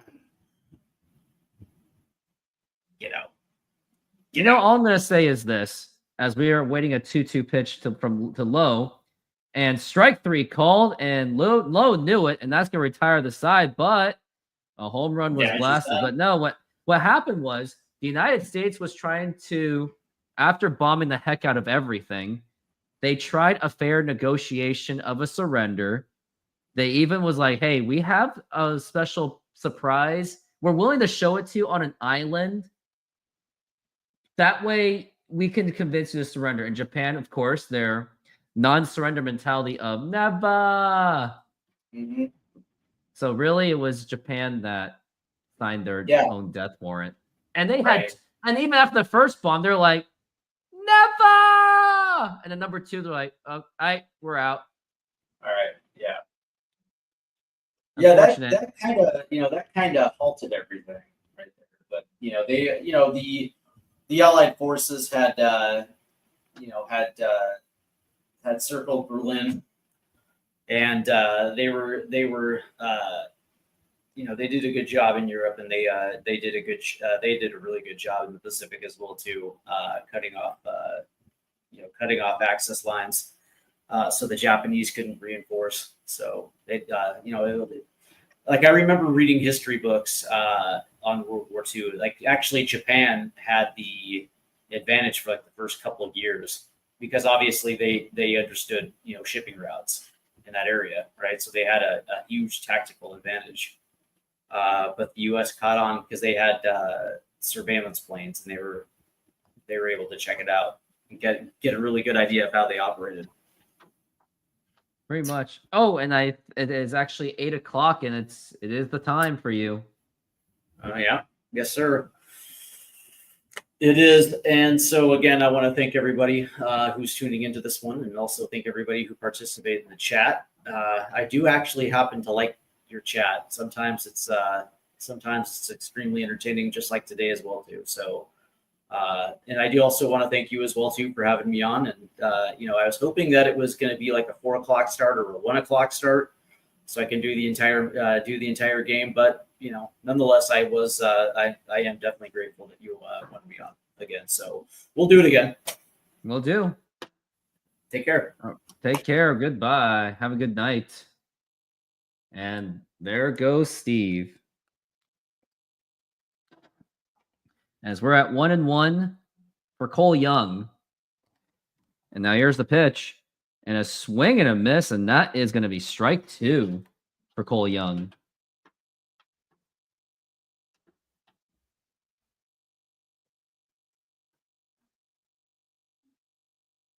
Now we're at 1-2, and the pitch. And that's going to be outside for a ball.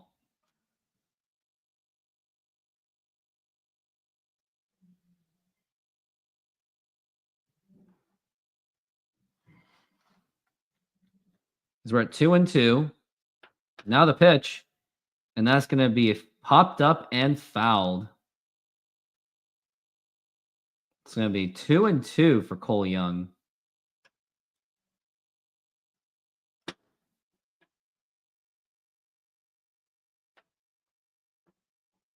Now the pitch. And that's going to be strike 3 called. And that is going to be 1 out.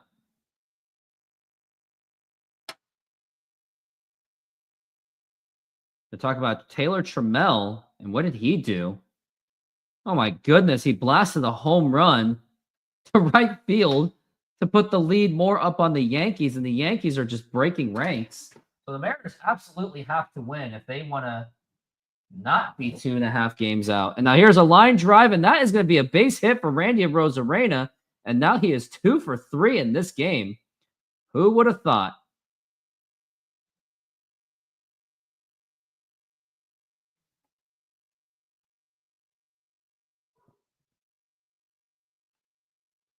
Right now it's 2 games. Mariners are now 2 games ahead of the Guardians.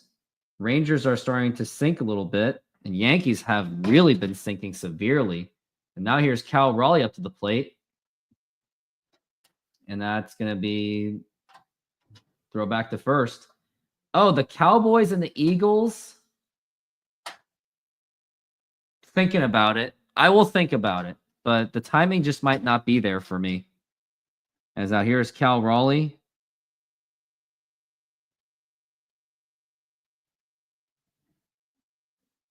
And now the pitch. And that's going to be popped up, just absolutely jammed up in foul territory, but someone's going to be there. And he makes the catch, and that is going to be 2 outs.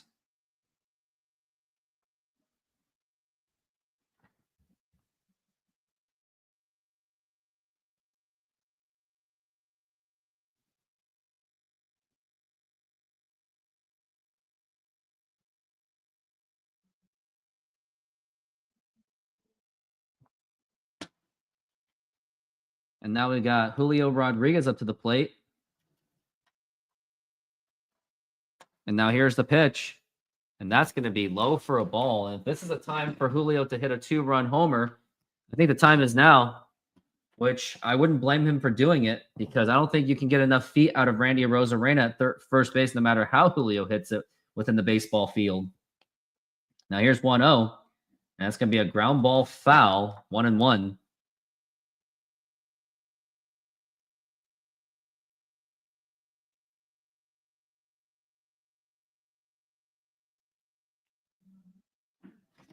We're at 1-1.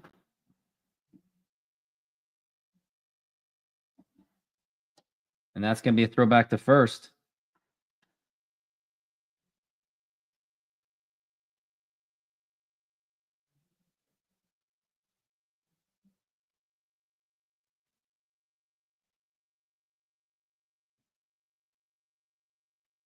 And the pitch. Now here's a ground ball, and that's going to be the throw to first, and that's going to be in time.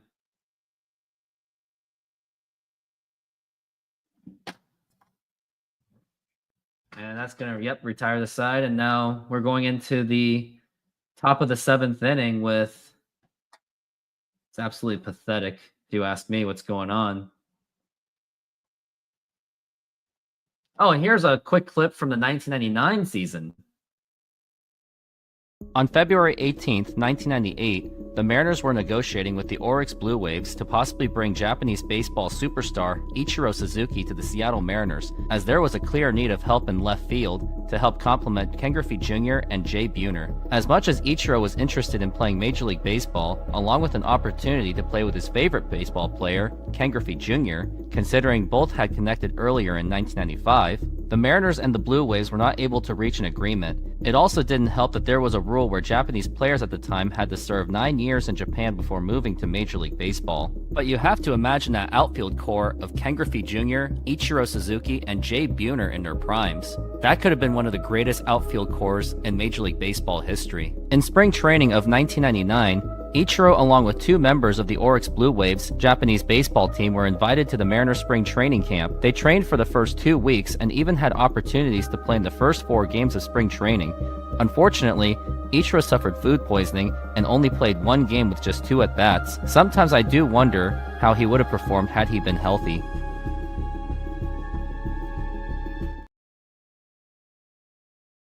In the 2009 season, Ichiro finally achieved his dream of playing alongside his favorite player, Ken Griffey Jr. However, he did miss the first 8.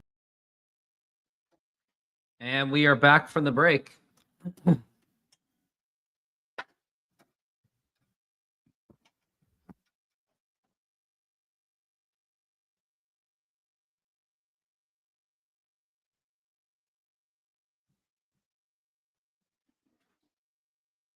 And the pitch.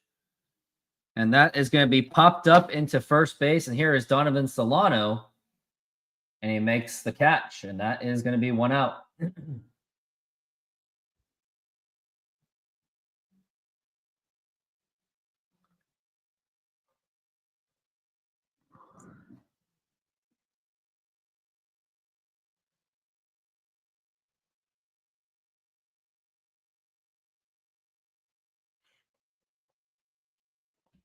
And now we've got Jake Magnum, and now the pitch. And that's going to be in there for a strike.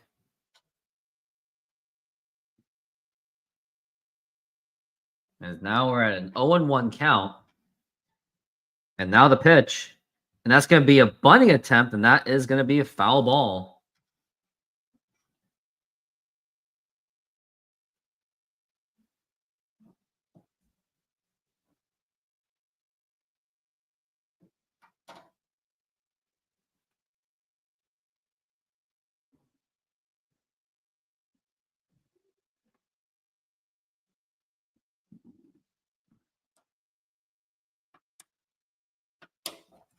And the pitch.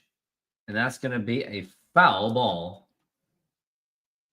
And I was so preoccupied with the Ichiro stuff that I didn't even count how many games I have done this season. I think I'm at game number 49. And the pitch. And a swing and a miss, strike 3. And that is going to be 1 down.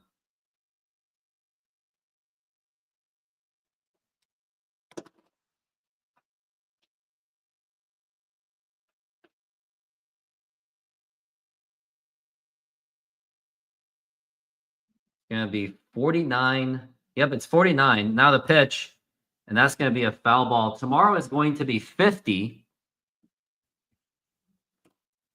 And then based on projections of where I'm at, man, there's no way I'm going to be able to do those Baltimore games. As we're at 0-1 for Hunter. And now the pitch. And that is going to be outside for a ball. 1-1.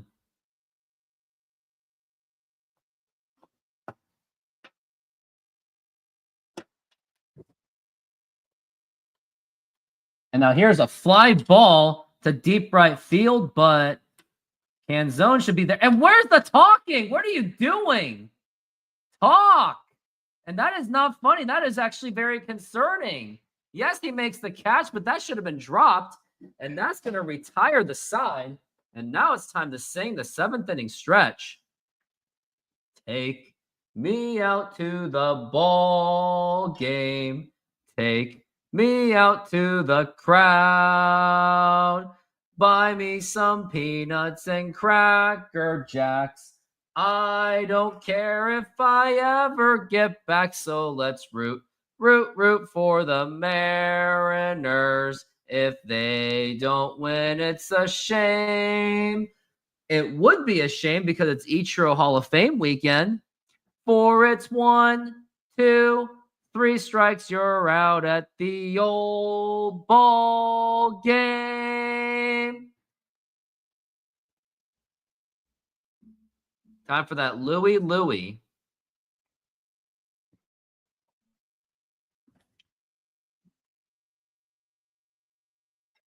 A Louie Louie.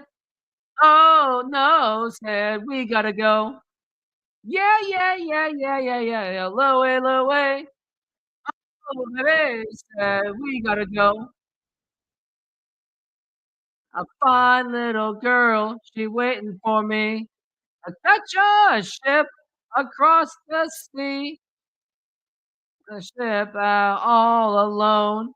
We never make you think how I make it home. Yeah, Fritz, it's pretty brutal, isn't it? Cowboys and Eagles game would be interesting, but I don't know. I'm leaning towards a no on that, Christian. And we're back from the break as we are in the bottom of the 7th inning. And the Mariners are still trailing 2-0. And it was just based off of home runs by victimed to Luis Castillo. And they're talking about the catch that should have happened. And they should have. Yes, you're supposed to turn it over to him, but sometimes it's a pretty routine fly ball through right field. Shake your wheels a little bit, please. Biggest thing is nobody got hurt. Yeah, Julio is being kind of hammered by Jay Buhner for not communicating and just running straight to Dom Canzone. And now here's Jorge Polanco. We got a new pitcher from the bullpen and the pitch. And that's going to be up high for a ball. And this is Clevenger.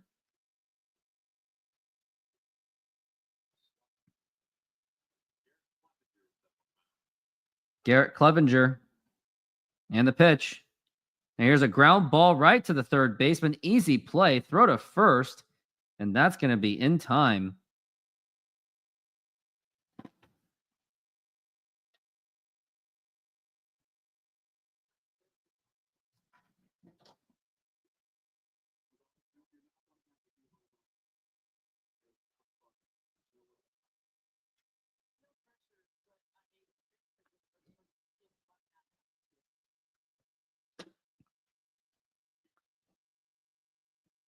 And now the pitch.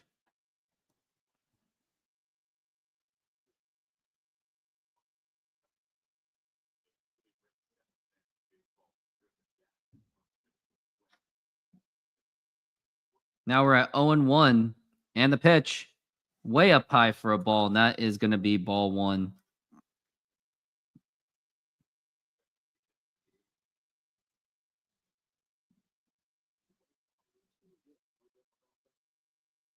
And the pitch.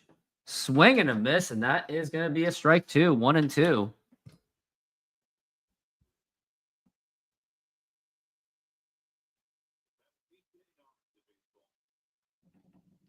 As we're at 1-2. And the pitch. That's going to be a foul. Oh, no. Ground ball to third base. Throw to first. And that's going to be in time. That was a weak ground ball. And now we got 2 outs already as the Mariners are continuing to struggle to even get on base.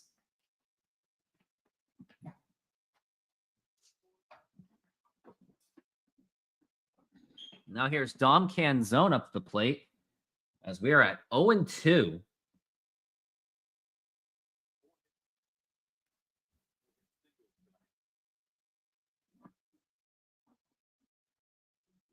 And now the pitch. And that is going to be low for a ball. That is going to be 1-0.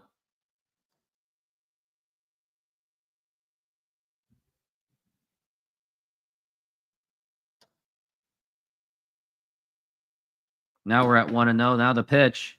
Swing and a miss, and that is going to be strike one.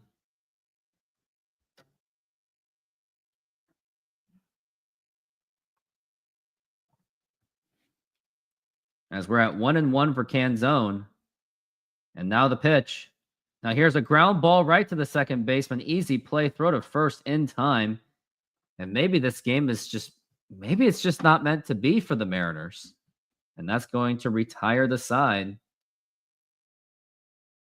In the 2009 season, Ichiro finally achieved his dream of playing alongside his favorite player, Ken Griffey Jr. However, he did miss the first 8 games of the 2009 season due to a bleeding ulcer which may have been contributed by the stress of playing in the World Baseball Classic. I mean, with playing South Korea so many times and in the championship game, I could see why. In the 2009 season, Ichiro made his season debut on April 15th when Ken Griffey Jr. hit his 400th home run as a Mariner, and Ichiro followed with a grand slam home run. The Mariners went on to win 11-3 over the Angels. On September 6, 2009, Ichiro made another achievement by collecting his 2,000th Major League hit, and he became the second fastest player to reach that milestone behind Al Simmons. Then on September 13th, Ichiro hit his 200th hit for the 9th consecutive season, setting an all-time Major League record. I'm not sure if that record will be broken again. Later on September 18th, 2009, it was the bottom of the 9th inning, and the Mariners were down 2-1 against the New York Yankees. Despite Felix Hernandez pitching a complete game,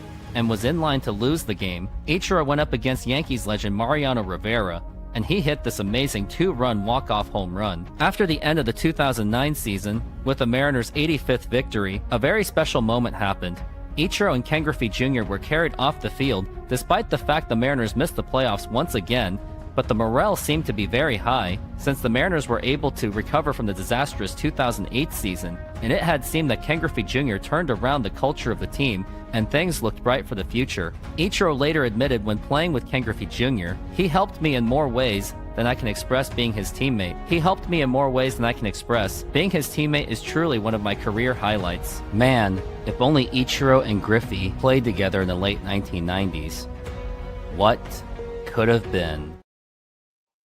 What really could have been, as we are back from the break.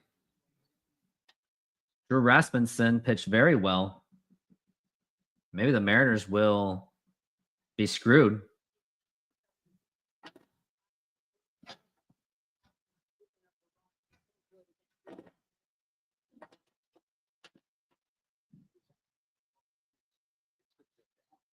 Now the pitch. Oh, and that hit him, and that is Vargas hitting walls, and that is going to be going. Oh, that's going to be a ball. That didn't even hit him, but it looked like it was going to. Yeah, Cal Raleigh's drop-off is it is absolutely embarrassing. You are correct.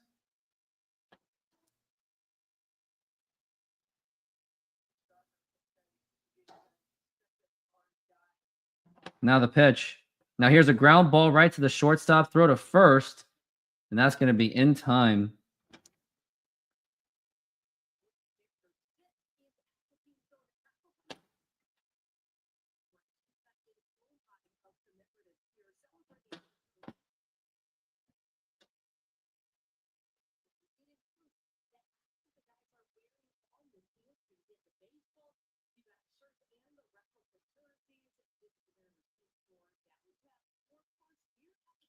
And now here's a ground ball right to J.P. Crawford, throw to first, and that is in time.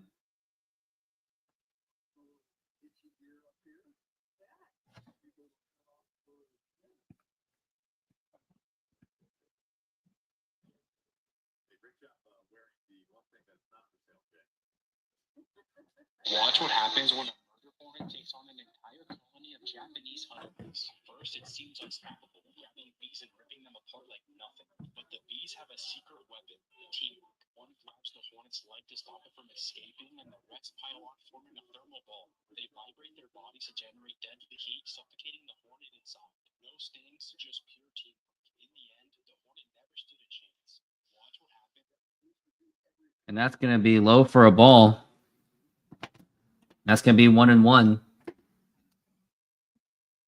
This is Chandler Simpson batting 289.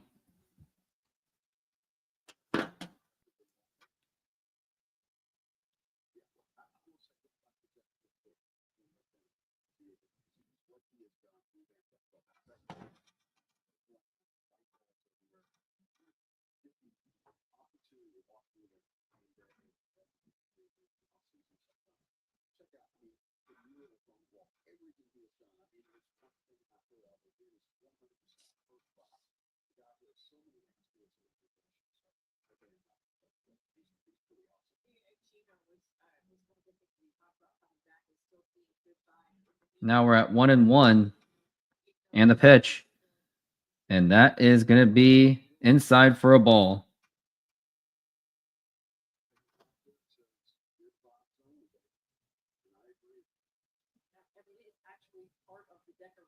And the pitch, and that's going to be a ground ball foul.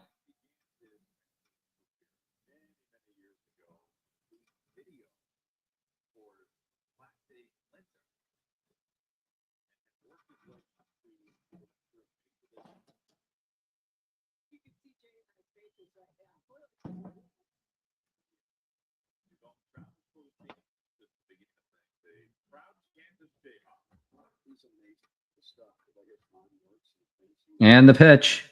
And there's going to be a ground ball foul.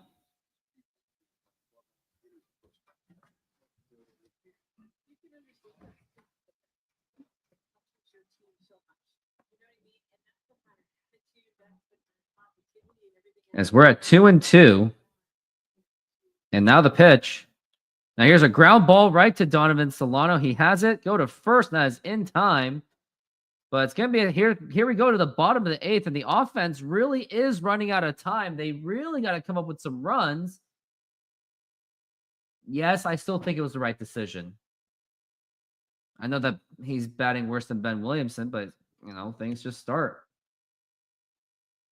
Oh, here's the thing about Mike Hargrove and Ichiro. Shortly after the 2007 All-Star Game, Ichiro and the Mariners agreed to a 5-year, $90 million extension. However, controversially, it was rumored that Ichiro only accepted an extension due to the resigning of Mariners manager Mike Hargrove. Initially, when Mike Hargrove joined the Mariners in 2005, he wanted to change Ichiro's hitting style by wanting him to draw more walks.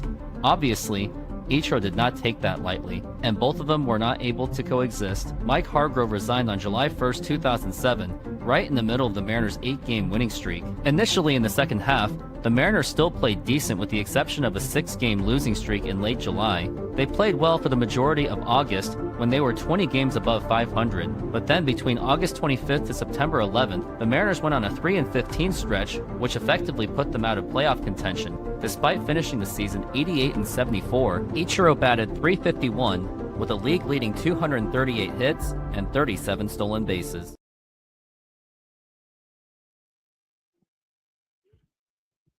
Still on commercial break at this moment. Try our delicious burgers today. Satisfy your cravings with our mouth-watering burgers. Double cheeseburger with classic double beef patties with melted cheese, lettuce, tomatoes, onion and house sauce, a fresh, flavorful delight. Double bacon cheeseburger, crispy bacon, fried onions, barbecue sauce, and double cheese. Double guacamole bacon burger, double cheese, crispy bacon, guacamole, lettuce, tomatoes, onions, and our special house sauce. Pair any burger with fries with an ice-cold drink for the perfect meal. Come down and taste the difference. You can only find these burgers at our Snoqualmie Mexican food truck.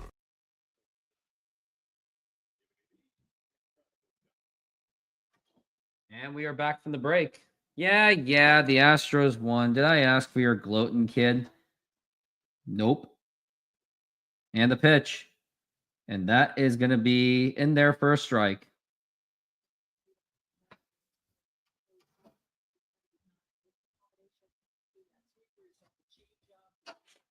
Here's Solano with the 0-1. Now the pitch.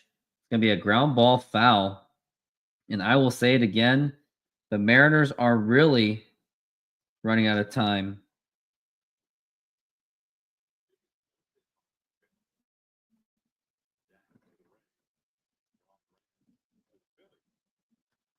We're at 0-2. And the pitch. Swing and a miss. And that is going to be strike 3. And that is going to be 1 out.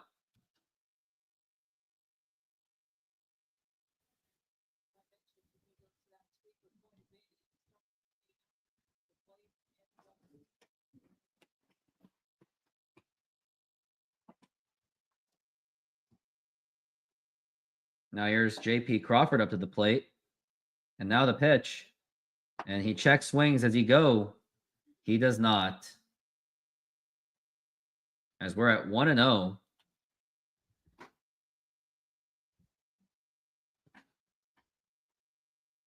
And now here's the pitch. And now here's a fly ball to right field. And that's going to be a foul ball. But that was beautifully hit.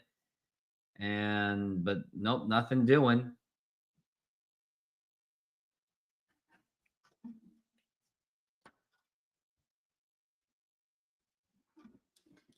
Now we're at 1-1.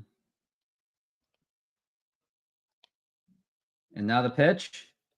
Up high for a ball, and that's going to be 2-1.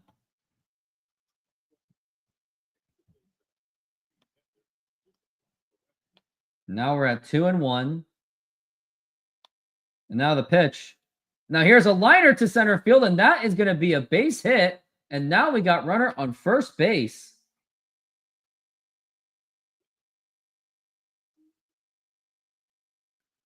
Josh, I'll let you in so you can gloat about your stupid team.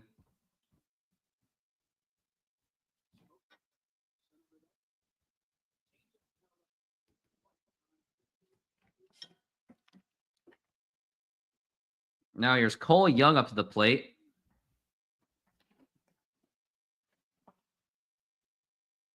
Now here is the pitch. And that is going to be up high for a ball.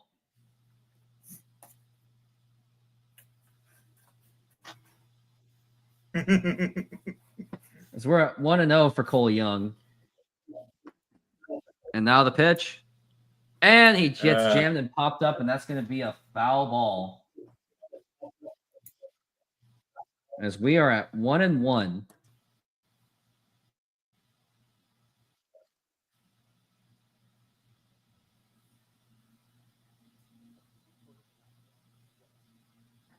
We're at 1-1. And the pitch.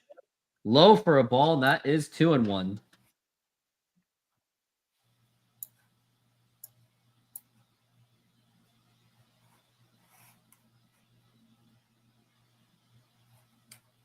Yeah, for a moment there, I didn't think the Astros were going to do it. And swing and a miss, and that is going to be strike 2, going for the dirt, and I wonder why he's even doing that. And now it's going to be 2-2. He's got that can zone energy. Can zone vibes only. And now we are looking at 2-2. Now here's a ground ball, and that's going to get right through for a base hit. And I assume that J.P. Crawford, nope, he's going to stay at second base. And now we've got next up to the plate is going to be Randy Arozarena. And now this is possibly the time. Now, I don't think he necessarily has to hit a home run, but maybe that all he has to just need something. Yeah. But, man, I really do just be happy that both of us have had the Brewers that their series is done with. Like, I do not want to face Milwaukee right now. And that is going to be a strike. They're 71-44. Jeez. The Brewers? Yeah. Like, I think unless they find a way to, Brewers it up in the playoffs, like they have before, that might be your National League team in the World Series. And now we've got 0-2 on Randy Arozarena going up against Jax. And there is a chance to make something happen. Big lead at first base. And now the pitch. Check swing at the dirt. Did he go? He did not. And that's going to be 1-2. Kansas City has pretty much fallen apart at this point. I think it's kind of funny because one of the teams sold off everything, and that was the team that won. Who sold? Minnesota? The Twins. The Twins, that's right. They sold That's right, everything. 1 and 2. The pitch low for a ball that nearly got away, and that is going to be 2 and 2. That literally there are only 2 players that really come to mind that they spent money on that they did not move.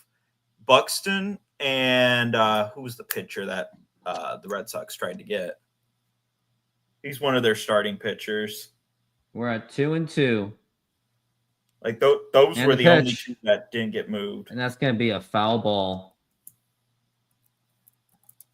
They even moved Carlos Correa.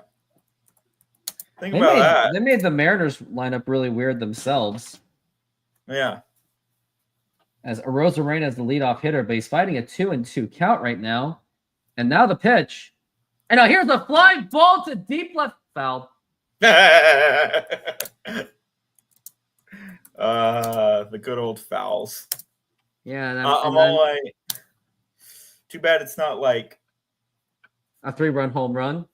Or you're in one of those Mickey Mouse stadiums where they have like the nice like foul poles that are in great Now we've spots. got the 2-2 pitch, and that's going to be popped up into, might as well just say infield fly rule, and that is going to be 2 outs.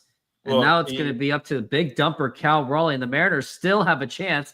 And you know that Cal Raleigh is going to try to hit the crap out of this one. You know he's going to try, but probably going to strike out doing so. In the home run race? Still number 1, but he has been noticeably sinking.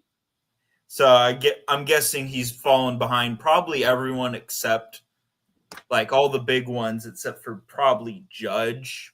He's still the leader though. And his 2022 season. The pitch season. Oh, and that's going to be outside for a ball. Though Judge did have some moments where he would just get a lot of home runs, and then like he would go like weeks where he would hit like 1 or 2. 1-0. Low for a ball, 2-0. Okay.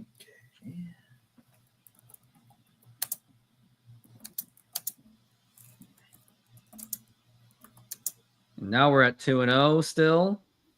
Cal Raleigh's 0 for 3, and this is his time to shine. And now the pitch. Now here's a fly ball to deep right center field. Is that going? That is gone. That is a 3-run home run. No, he just needed me to show up. Cal Raleigh, home run number 43, and the Mariners take the lead to make it 3-2. And that was just absolutely bombed. He did the big dumper, and now it's their first lead of the game. And let's hope and see that the Mariners can hold this. And what an absolute shot by Cal Raleigh. Just needed me to show up. Well, it's hilarious. Like, how many of the games that I have been on the show and the Mariners have gone and won out? It's like, I have like a crazy win percentage. Oh my gosh. And now here's Julio Rodriguez. Oh, inside for a ball that nearly got him. And I did say it earlier that if this is the time for Cal to go for the home run, the time is now. And I was like, there we go. And now we've got 1-0 the count on Julio Rodriguez. The pitch. Now here's a ground ball right to the second baseman. Throw to first in time. And that's going to retire the side. But the Mariners get a 3-run home run by Cal Raleigh. And TK goes, weren't we just talking about that with Steve? Yes, we were. Steve's like, just watch. They're just going to hit a home run.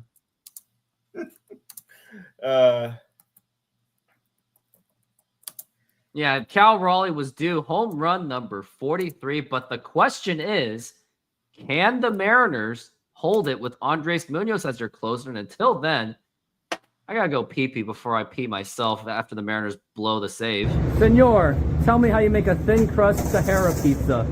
With your hands. Cornmeal.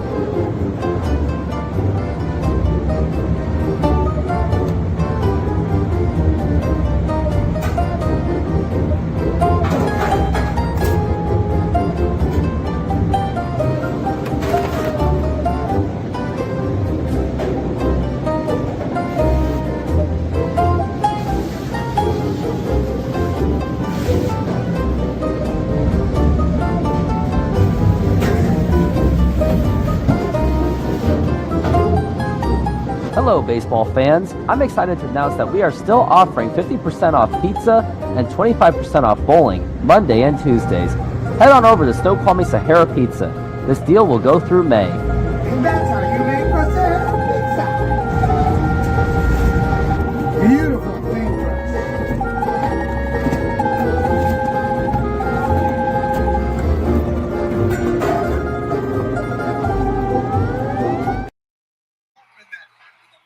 Are you okay? That was. I just watched this video. It was from the Astros game, and it was the first inning, and the broadcast decided to mention the sign stealing scandal right as Altuve's up to bat, and literally the first pitch comes and he hits a 2-run homer. Isn't that beautiful? Oh, that's hilarious. Because honestly, let's face it, Altuve's the king of New York. He is. You know, that's where the chant is. Who's your daddy? Jose Altuve.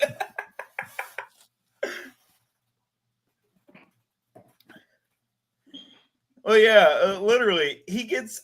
Now, one thing I do want to know, I haven't heard any audio from games. Does Correa get a lot of boos now since he's back in a Houston uniform? Oh, he's going to. It wouldn't surprise me. And here's Matt Brash up to the plate. And let's see what he's going to do. Against Brandon Lau. Yeah, but the problem is, Brash, as good as he's been this season, he's still a very erratic pitcher. They're putting him in because it looks like they've already wasted Munoz yesterday. Now the 1-0, and that's going to be in there for a strike.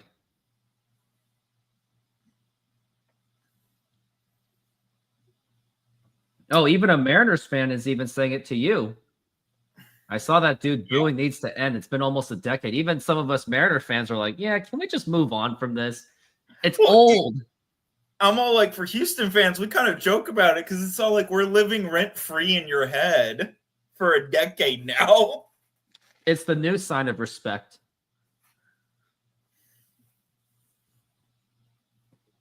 Because it's hilarious. Like, I'm all like, I've made my points on it. It wasn't just Houston. In fact, it was probably the entire league. At least all the playoff-bound teams were doing it. We're at 1-1 the pitch. Those few now years. He's outside for a ball.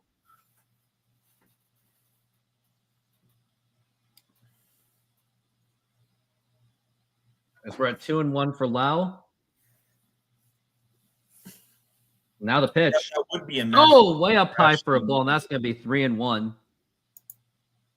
They're saying Brash will win it silly. Yeah, probably win because with 2 men on or something like that. Yeah, no. Bases loaded, no outs, gets a triple play. And that's going to be a strike.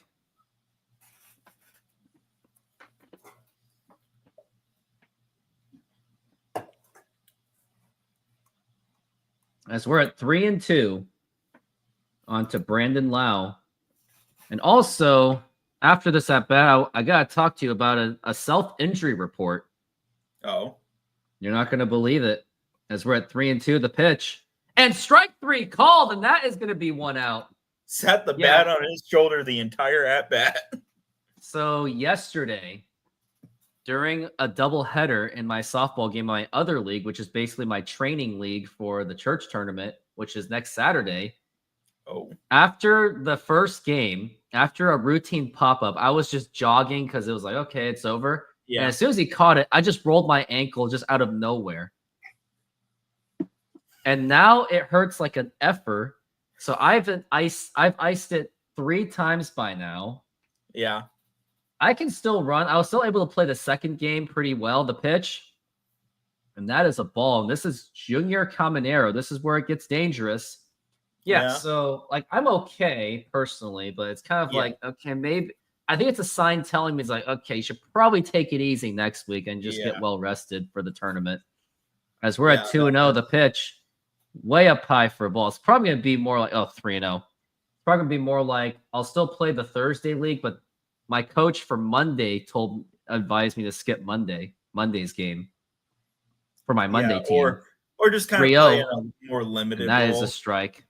Oh, I tried to offer up and play first base instead, but first base is a heavily occupied position, so he's going to be like unlikely. And I'm going to guess your league probably doesn't use a DH.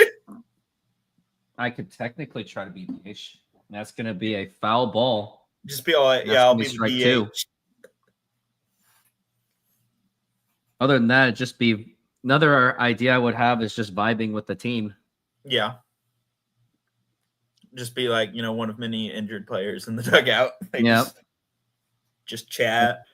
As we're at 3-2 for Caminero. Now, if my ankle does feel better, then I'm going to be like, screw it, I'm going to play. But I'm definitely going to not be as aggressive. As we're at 3-2. But the thing was, I rolled my ankle when I was just jogging, so the aggressiveness had actually nothing to do with the pitch. Swing and a miss, strike 3, 2 strikeouts for Matt Brash, and now the Tampa Bay Rays are down to their final out. And Brandon's brother's now up, and he has had a bad game. So this should be it. Yeah. Really? Oh, wow. I'm pretty sure Brandon and Josh are brothers. Be surprised. Okay, Google. Are Brandon Lau and Josh Lau brothers? According to Ian on Wikipedia.org, he is not related to his Rays. They're not related. As now we're at 0-1 for Lau. And they were related with one another. No. And now the pitch. Inside for a ball. And 2 of those could be related because I was almost certain that there was 2 related. They're thinking Josh Lau or Nate Lau. We're at 1-1. Oh, yes. That's now here's a fly ball drilled to right field and fouled. Just barely, and now that was close, but 1-2. Yes, that is who I was thinking of, Nathaniel Lau. And Brash and the Rays are down to that final out, and Brash is like, "Oh my gosh, thank goodness!" Yeah, that would have just been. That was just overridden Cal Raleigh's heroics, as we're at 1-2. Oh, he's on the Nationals now. And he's also sucking today, so. And now here is 1-2. Apparently. Let's see if we can get this done. Don't have one. And the 1-2 pitch, way inside for a ball. 2-2. Lau is 0-3, so you would think that the chances are pretty high that you get this guy out. Yeah. As we're at 2-2. He has faced Brash the twice. Pitch. And he's way outside for a ball again. 3-2. And now if you walk him or give up a hit, you're going to have the lead run at the plate and the tying run at first base. So things can get dangerous as we're at 3-2 and the pitch. And that is a foul ball. That was just right down the middle. He had a chance to really do some damage on that. Yeah. And it's still going to be 3-2. Brash at 18 pitches. Let's hope we can finish this to win game 1 of this 3-game series against Tampa. Now the 3-2 and a swing and a miss, strike 3, and the ball game is over. The Mariners take game 1 of this 3-game series, contributed by Cal Raleigh's 3-run home run, and Matt Brash gets the save. Look at the fireworks go off, and Josh, I must say, you're the MVP of the game. Actually, you and Steve are going to be the co-MVPs of this game because as soon as Steve leaves and you come in, a home run is blasted. And maybe I'll just invite you to all my Houston games late. I just have to have a good win percentage. I don't know what it is off the top of my head. It's got to be a good one. Because it does seem like the Mariners win most of the time that I'm here. You were at the A's game at the opener. That was a Polanco and a Rosarena home run. They got the win for you, the Astros, in that extra inning when Dom Canzone had that at the dirt kind of situation. That was the game that I was just all like, please let it end. It just kept going. We were all like that. Well, wasn't that also the commercial game? Yes. He got that in. Oh, and it was a commercial.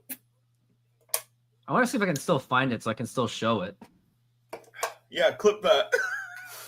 You did make me clip that. And I did clip it indeed. But yeah, if I had to make a prediction about the National League, I think the Brewers, unless something weird happens in these coming months, I think the Brewers are going to be your top contender for the National League title. Matt Brash was showing that passion that he got that save. Now, the American League, that's an interesting one. There's not a clear, leader team that I would say, yeah, that's the one. Sure, Detroit coming into the season looked like they were going to be that, but since the summer started, they have not been that good. The only reason why they're still in the playoff picture is because literally they are in the AL Central, and the AL Central sucks.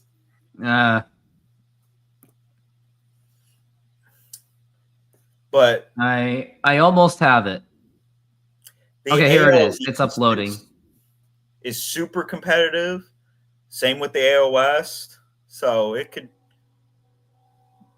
be that very Matt Brash on. I don't get it.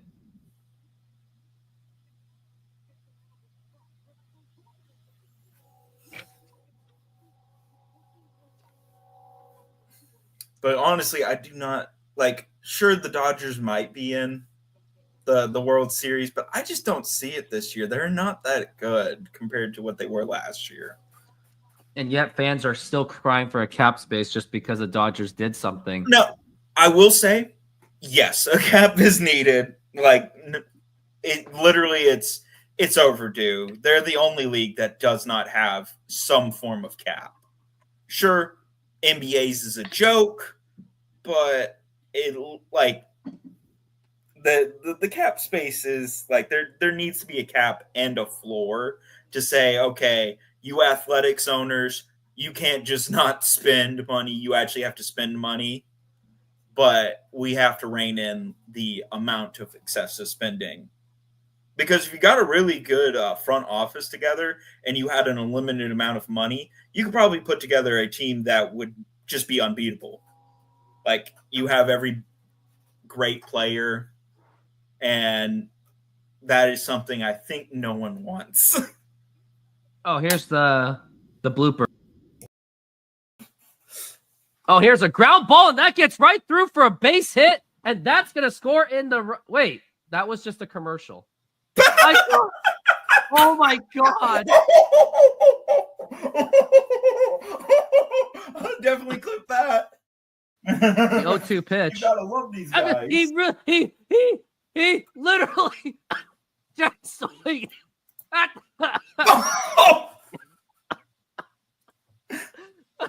He literally just swinged at None the of those dirt. were in the strike zone. It wasn't even in the strike zone, and he just swinged it. Why? Literally, that wasn't Taylor Scott being good. That was just really you just bad. swinging at crap.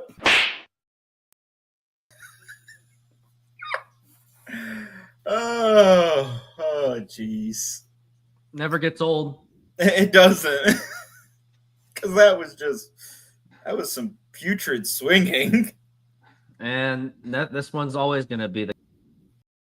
My point is it's across all Seattle sports. It's this idea, people pleading 3-4 years ago to bring back Ichiro.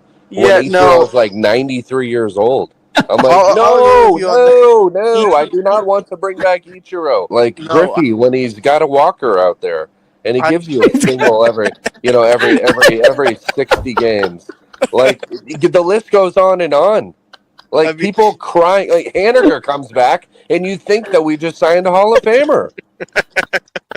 He was injured all of last year. He's 33 years old. We trade for him, give up on Robbie Ray, which whatever. And all of a sudden, I swear, all of Twitter is World Series, baby! Let's go! Let's go!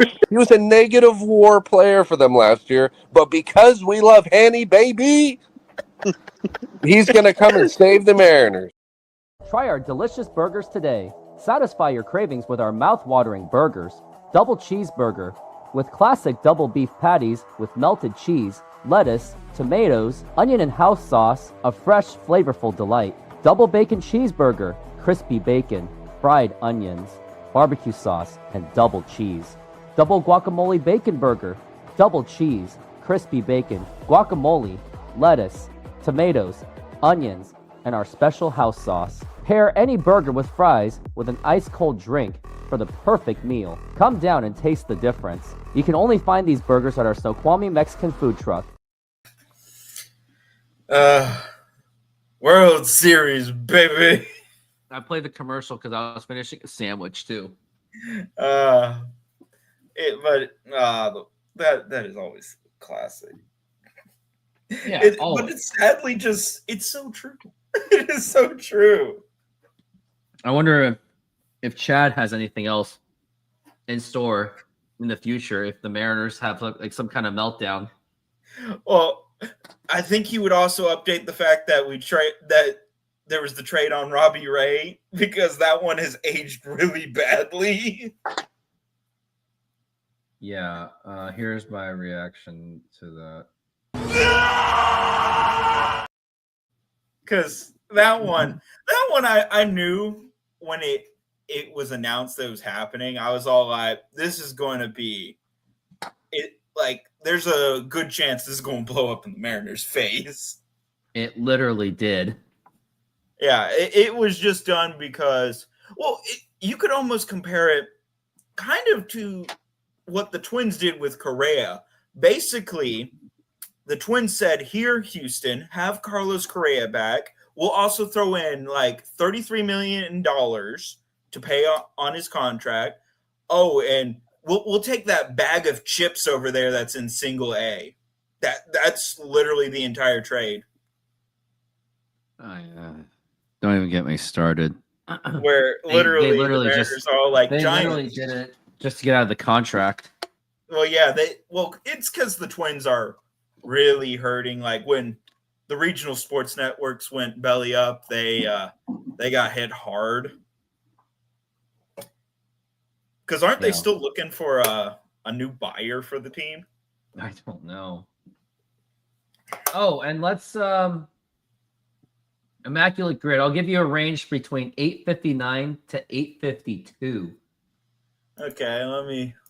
I'll give you a bigger range to work with. 859 to 852. I'm going to say it. I'm probably going to lose this since I've only ever won once. Only once, huh? You say so. Yeah. Yeah, it was one time. And it was really close, but okay, let's see.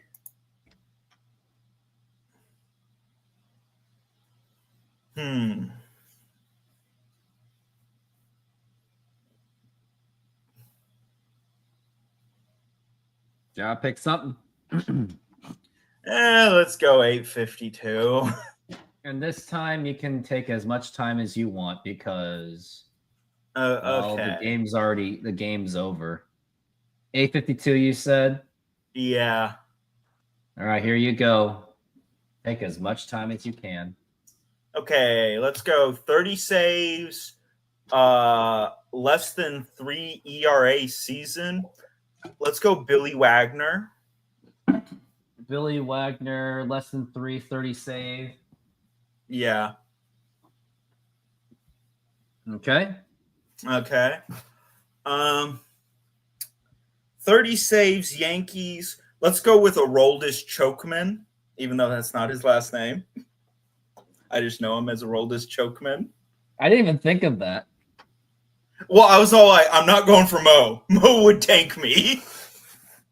Oh, Mo would probably be like Willie 100%. Mays. Yeah, he would be Yeah. Willie Mays numbers. Okay. 30 save season, Braves. I could have done Wagner there as well, thinking back on that because he ended his career with the Braves. But I'll think on that one for a second. Yankees 20-win season pitching. Let's go Randy Johnson.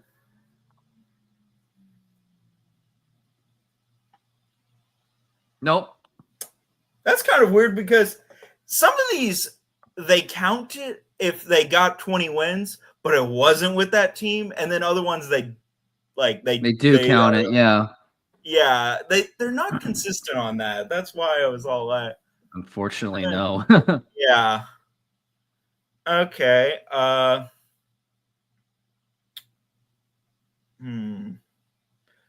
Let's go that same stat. Let's go Andy Pettit. Because I don't want to do Roger Clemens because that's going to be obvious. Yeah. Way too obvious. 200K pitching season and less than 3 ERA. Let's go Justin Verlander.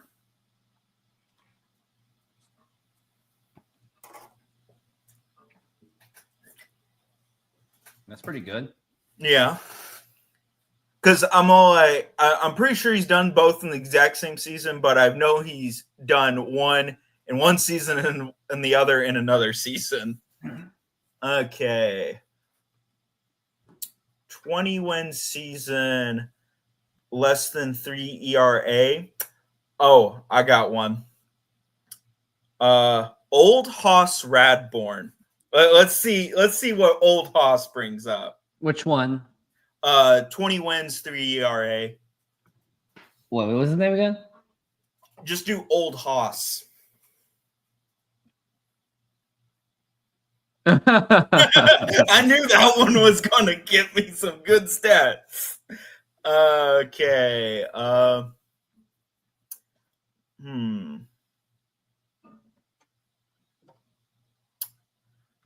Braves 200K season. There are 3 guys coming up, and I'm all like, which one is going to be the least hurting? Let's see. Let's try Tom Glavine. Tom Glavine 20. Yeah, let's try that. Because I'm all like, he's going to be there, but I think Maddox would be bigger on both of those stats just because he's the name that most people think of. What about Smoltz? Smoltz is also up there. Let's try Smoltz for the 200 strikeout season because I think Maddox would be the top answer for both 20 wins and 200 strikeouts. But those are the guys that, like, when I think of Braves. Yeah, you got killed on that one. Yeah, I got killed on it, but those were the only names I was thinking of. I wonder what the numbers would have been if you did John Smoltz as a closer. Huh. See, that's John something Smoltz that would had have come to 55 me. saves. That probably would have been great. I still remember that. What happened was he was injured in 2000, and then he decided to be a bullpen pitcher. And then he went back to the starting rotate. He was a closer for 3 seasons, 55 saves, 45 saves, 44 saves. And then they decided to put him back on the rotation when he was getting older, but he was still very effective. Okay. Do you mind, Train? Got one more. Let's do 200 strikeout season, Yankees. Let's just do a shot in the dark here, and let's go Don Larson. Completely just a name that just popped in my head. Didn't happen. Did not get anything there, but that was one that just... All right. Is Josh, and then now it's me. Hey, 287, that's like one of my best ones. Like the only one that was better was one I got like below 100. There's an interesting one. Okay, Kevin Kirby. The thing is, it's like anything with Mariners I want to do. I want to do anything with the Mariners. Come on. Now, one that would be really interesting to do, though you can't do all the columns, is if you could get all Mariners players. Paul Sorrento. Okay. Played with one team. Got Blue Jays and Cleveland. But one thing I will say, Kevin Kirby, right there is it's all like, so if you and I is huge. Ooh, if you and I say cheat on a test, but I do a method that maybe gets me some slightly better results, should I be punished more harshly? Oh, I got both this one. For the cheated. Mariners, I got Kelly Shopik. Yeah, who's going to remember that? No, you know what would have been funny if Scott Service, as his time as a catcher, had played on the Mariners. He could have done That Scott would have been Service. that would have been much more ironic. Because I know he played for the Astros. That's all I remember from looking Rob at his Johnson played career. a little bit longer. Because the only reason why I know that is because he caught a no-hitter with Mike Scott as the pitcher. He was a catcher who played for one team. Oh, and he ended his career in 2001 with the Astros.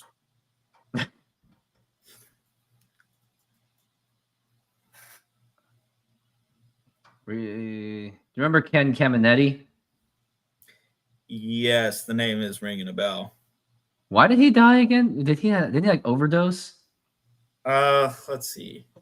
Yeah, you look that up. And oh yeah, his name just popped up. Okay.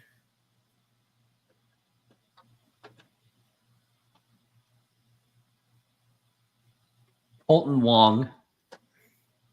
8%. Yeah. Blue Jays and the Brewers. Oh, this one's gonna hurt me a lot, but I'm gonna do it anyway. Paul, 37%. Ooh. Paul Molitor. That was obvious one.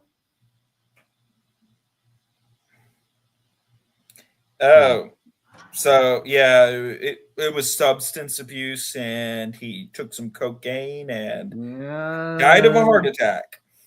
Sounds about right. Unfortunately. Yeah. Just gonna do Yogi Berra. Oh, he played for the Mets. That's right. Oh, because yeah, Yogi Berra. That you think of him as a Yankee, but I'm gonna try Charles Nagy. No. Who played was like one team with Cleveland. Well, really, the ones you want there are like someone who had like one at bat with that team, and that was their entire career.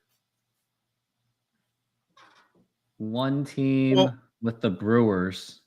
Kevin Kirby, I will tell you why. And actually, other teams did get into trouble. The MLB just didn't publicize that they got into trouble. The Yankees and the Red Sox did actually face punishment, but it was swept under the rug.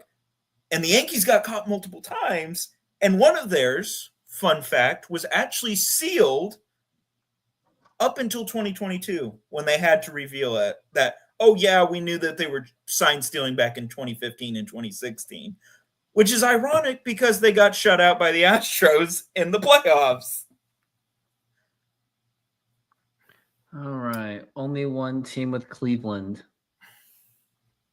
Yeah, because Cleveland, that's a hard one because most players you think of, they either started their careers there or they ended their careers there. It's not, you usually don't think of guys that, unless they just recently debuted, usually Cleveland's not a place that has players that stick around. No.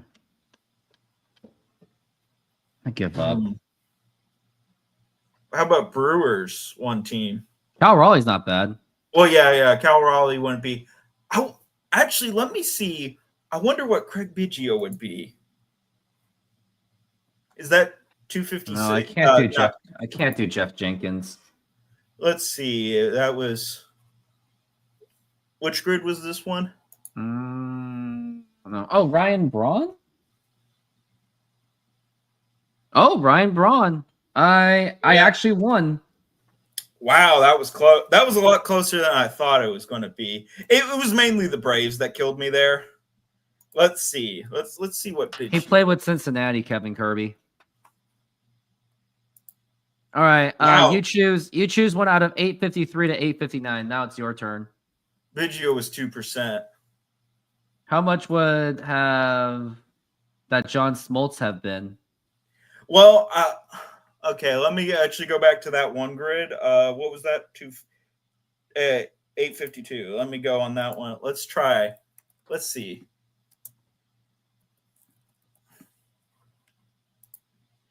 Oh, no, that wouldn't have helped. John 24%. If he did John Smoltz. For 30 saves. Hey. And thankfully I didn't do Maddox. For 20 wins, he was 34%. So I kind of had the right idea there. I probably should have done Billy Wagner for 30 saves. Maybe they would have let me do it. So what do I have to select from? 853 to 859. 853. Let's check some of these out. We'll do 853. That was the one I just clicked on. All right, what do you got, kid? And after this, I got to roll. Okay.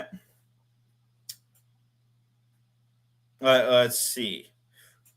Let's go. Played second base, 200 hit season.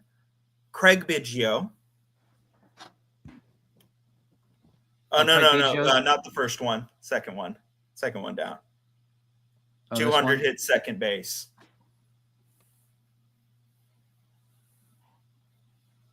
Craig Biggio, yeah. Okay. Now, here's an interesting one. Let's go 6-WAR season, played shortstop. We're going to go Jose Altuve. It should pop up. I've known he's played shortstop like 2 times. You're basically just doing all Astros. Well, I'm going to try to challenge myself here. I'm going to run into some problems here in a second because I'm going to run out of. Maybe Astros. I want to do that. If I want to find something similar to that. Yeah. And I'll see if I can do all Mariners with it. That'd be fun. Yeah, it's an interesting challenge here because like you have to really think, okay, who do I put in here and whatnot? Okay. Played center field, 6-WAR season. I think Springer got that. Let's try Springer. For center field, 6-WAR? Yeah. Because I can't use Biggio. He's out now. Oh, that's a good one. Okay.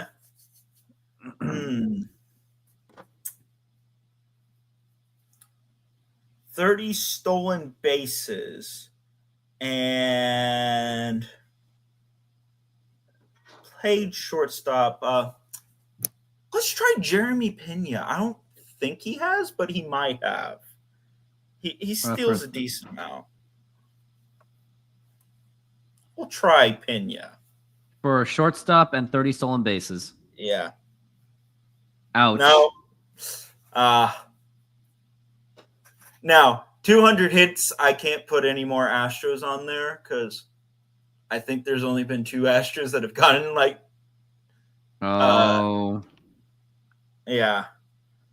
And I've already put them both down. Okay. Let's see.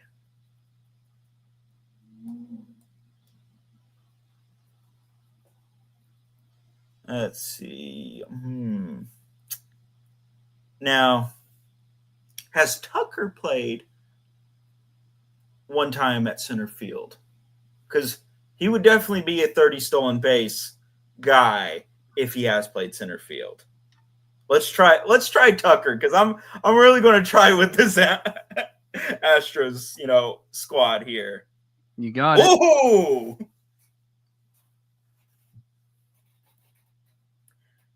Okay.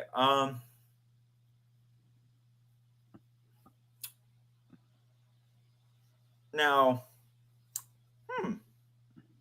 I don't know if he's done this, but there is a chance that Michael Brantley got 200 hits while he was in Cleveland, and he did play in the outfield. So let's try played center field, 200 hits, Michael Brantley. You got it. Oh, yes. Okay, now here comes the hard ones. 200 hitter shortstop. So it can't be anyone recently.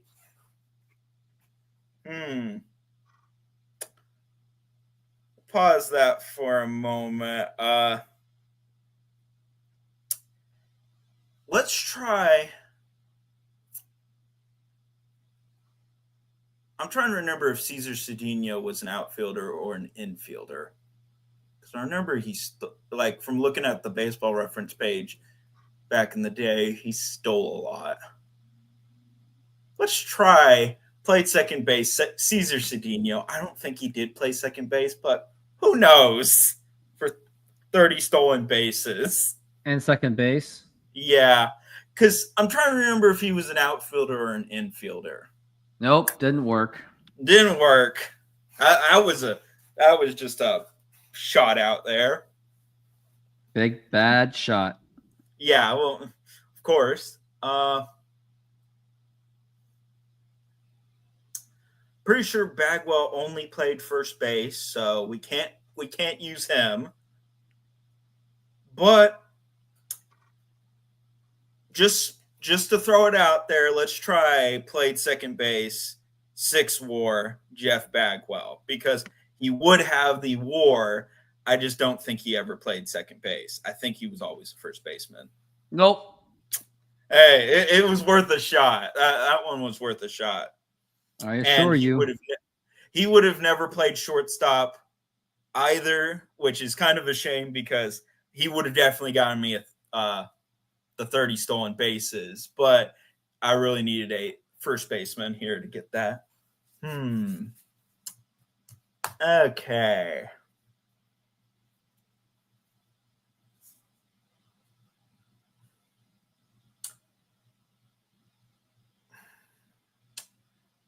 Let's go for our last 200 hits for the shortstop. And this one I know is probably not going to get me anything, but again, it's one of those shots in the dark. Let's go with what is his name? It ends with Alou. It's like Moises Alou. Yes, Moises Alou. Who played at second base? Well, no, let's try 200 hit shortstop. I think he was an outfielder, but he was. He was an outfielder, but I'll try it. We'll try. We'll try. Nope. You got 408. That's pretty disappointing. Now, I do have mine up here that's blank if you wanted to just guess for Mariners. Okay. Well, if only you showed it on my end. Yeah. But I want to be able to type it. Well, yeah, true. If only I could see it. That's the problem. Yeah, that is the problem. No, well, that'd be fun though. That would be. I think I have another idea. I'll see if I can use a different browser. You also might be able to refresh the page because sometimes it actually doesn't set in. No. Because I've been able to do that sometimes where it doesn't set the whole thing in and it allows me to do it again. Actually, I got it. So let's do this. So we go to stop sharing. And then we go to... If there was a picture in there, man, I could have gotten some really good numbers there if there had been a picture category. Because I would have put Don Larson in there. There you go. Fixed it. Yeah. For 6 WAR second base, Brett Boone. Yep. 6 WAR shortstop, Alex Rodriguez. Oh, that's gonna hurt. Yeah. Well, mine for Altuve, that was just one that I watched that. No, I gotta save the 200 hits. Oh shoot! I should have not wasted Brett Boone on that. I am such an idiot. It's one that because the thing is, Altuve and Biggio, I could have used for pretty much most of those stats there, like the stolen bases, the hits, and the WAR for pretty much all positions except Altuve for center field. Oh, Harold Reynolds. Yeah, who would have guessed might that? have actually had it. Correa, honestly, I don't know because in I think it was 2019, he just stopped stealing at like entirely because he's been having he's been having a nagging plantar's fasciitis problem. Which is why he ended up failing those physicals with the Mets and the Giants. Center field, 200 hits. Obviously, it's Ichiro. Yeah. 25%. You could throw Griffey in there if you just really wanted to be all like, yeah, screw the percentage.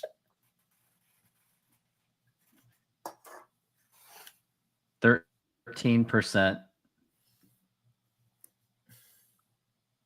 Not Julio as bad as Rodriguez. I thought it would be. Oh, Julio is actually pretty good. Yeah. Shortstop with 30 stolen bases and played for the Mariners for 1 game.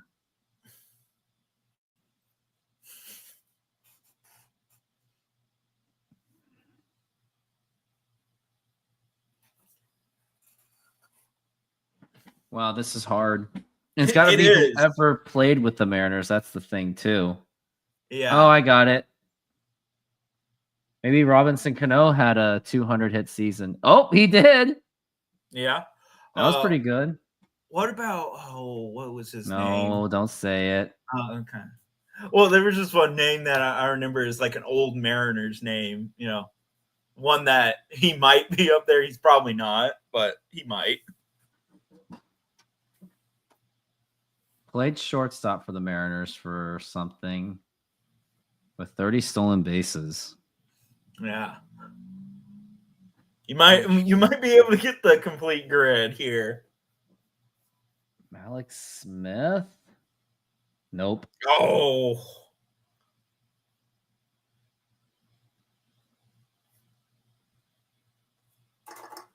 I give up. But of course I won 264. Well, yeah, of course. Because I had several noticeable gaps. If I'd been able to get a few in there, I could have thrown an Adrian Beltre. Yeah, you could have. And for 30 stolen bases at shortstop, who could have I thrown in? Alex Rodriguez would have been obvious. Omar Vizquel. Could have had Omar Vizquel in there. Has A-Rod always played short? Well, yeah. He played shortstop when he was with the Mariners. Okay. Well, because the reason why I bring that up is if he ever had a second base outing, that would have helped your numbers. Could have. Because I did that with Altuve. Because I remember knowing that he played like a few at-bats as a shortstop. I got another idea. So we'll do whatever has Houston Astros in there for you and whatever has Seattle Mariners for me. So you're going to do... Okay. You're going to do this one. And after this, I am taking off.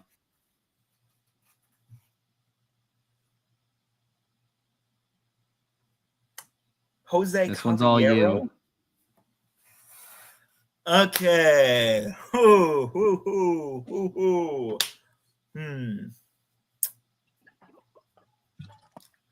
Kevin Kirby, Astros, you're right. 200 wins career. Let's go Randy Johnson. Of course you did. Of course. I could have done Diamondbacks as well, but I was all like, that one might be a little bit known. And 100 RBI season batting, Houston. Let's go Jeff Bagwell.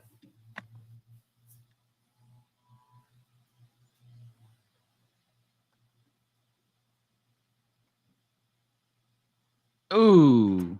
Well, it was in between him and Tucker. I should have gone with Tucker. But Fair I enough. thought Tucker, because he's more recent, would be picked a lot more because he did get a lot of RBIs. Okay. Diamondbacks in Houston. There's only one name that comes to mind, and he's probably the top one. Maybe Randy Johnson was the top one, but this one's probably up there. And I'm going to guess you know this one. Mm-hmm. What? Zach Greinke. For Diamondbacks and Houston. Well, because that's the only spot he can fit in. When did Zach Greinke play for the Astros? 2019, 2020, and I want to say 2021. Too bad it didn't work out. He didn't get a World Series out of it. Yeah, too bad. Well, our issue was in 2019 is we just didn't have a good bullpen, so our starting pitching had to really carry, and we relied too much on that offense being supplied by those juiced baseballs. Jordan Alvarez. Yeah, well, he won Rookie of the Year. Okay. 100 RBI season for the Athletics. Let's go. I don't think. No. He was a leadoff hitter, so he would not be. For the Athletics, 100 RBI. Let's go Mark McGwire. Mark McGwire. Yeah, that kills. Well, yeah. The other name that was coming to mind was Henderson, but I'm like, he was a leadoff hitter, so would not help there. He never got a 100 RBI season, but he had a 28 home run season. Yeah, he had a lot of home runs, which is why he popped in my head. But this is why Ricky Henderson is such a weird player. Well, yeah, and then he had all those stolen bases. 130 career high. Yeah, and okay. An Athletics pitcher who's won 200 games. What? Like, this is a hard one. That's a hard one, because honestly, I'm trying to think of an Athletics pitcher that has gotten that close.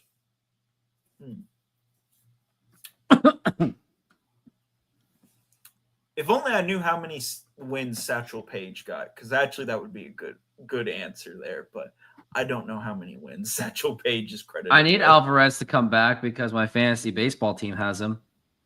Well, he's starting to come back. Like, his hand has finally been cleared, and he's starting to ramp back up. So probably at the end of the season, he will be back.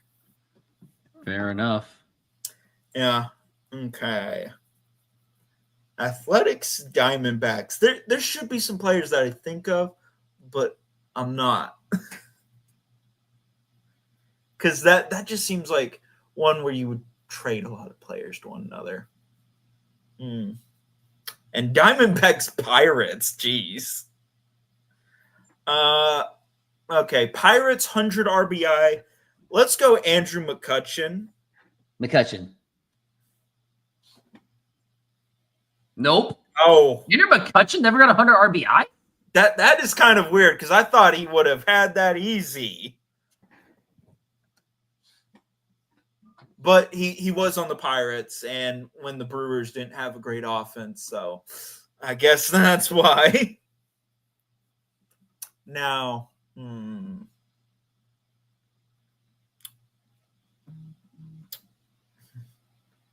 for Pirates 100 RBI, let's think about that. Let's go Roberto Clemente. Let's just go with Roberto. I don't know if he has or not, but hey, he's a name that comes to mind. I would have said Willie Stargell. Well, Stargell was going to be the next one if I didn't get that. Okay. Willie Stargell was a tank.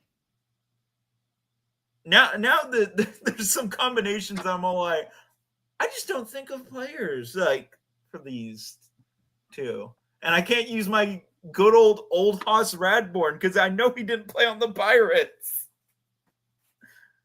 Now, if the Red Sox were here, I'd be in luck.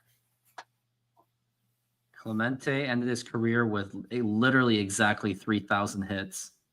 Yeah, Literally. he died in the plane crash. When he was trying to help his home country, Puerto Rico. Or was it? No, Yep. Dominican. He was trying to help Dominican Republic, I think. Huh. Let's see. Was that or was Nicaragua?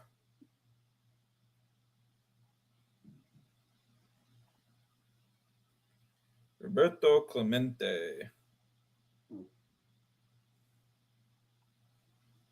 His first charity work. He was Clemente was killed when his Douglas DC-7 airplane, which he had chartered for a flight to take and deliver emergency relief goods for survivors of a massive earthquake in Nicaragua, crashed and plunged into the water off the coast of Isla Verde, Puerto Rico. It said when it was affected, when Nicaragua was affected by a massive earthquake 3 weeks later, on December 23rd, 1972, Clemente immediately set to work arranging emergency relief flights. He soon learned that, however, that the aid packages on the first 3 flights had been diverted by corrupt officials of the Somoza government, never reaching the victims of the quake. He decided to accompany the 4th relief flight, hoping that his presence would ensure the aid would be delivered to the survivors. The plane chartered on the New Year's Eve flight and this plane had a huge history of mechanical problems. It was super faulty. And also I'm pretty sure DC-7 I'm pretty sure is Douglas has been known to have I think there's a reason why the Douglas Aircraft Company there's a reason why the name Douglas has had a bad reputation, and the Douglas the last DC-7 was made in 1958. So it was dated. Yeah. Bad maintenance. Very dated, because also it was a Douglas, and I'm trying to remember when McDowell or whatever they were called. Yeah, because Donald Douglas, because Douglas merged with another company, and then they were bought out by Boeing. And the merger happened in 1967.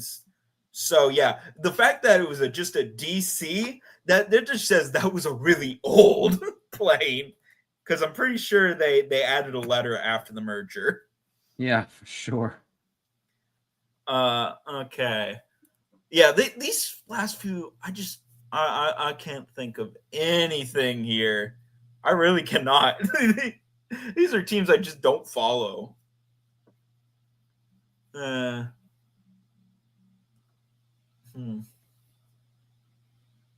Yeah, I think I'm just gonna have to give up on this. All right. Because literally, Athletics, Diamondbacks, and Diamondbacks Pirates, and then the 200 wins column.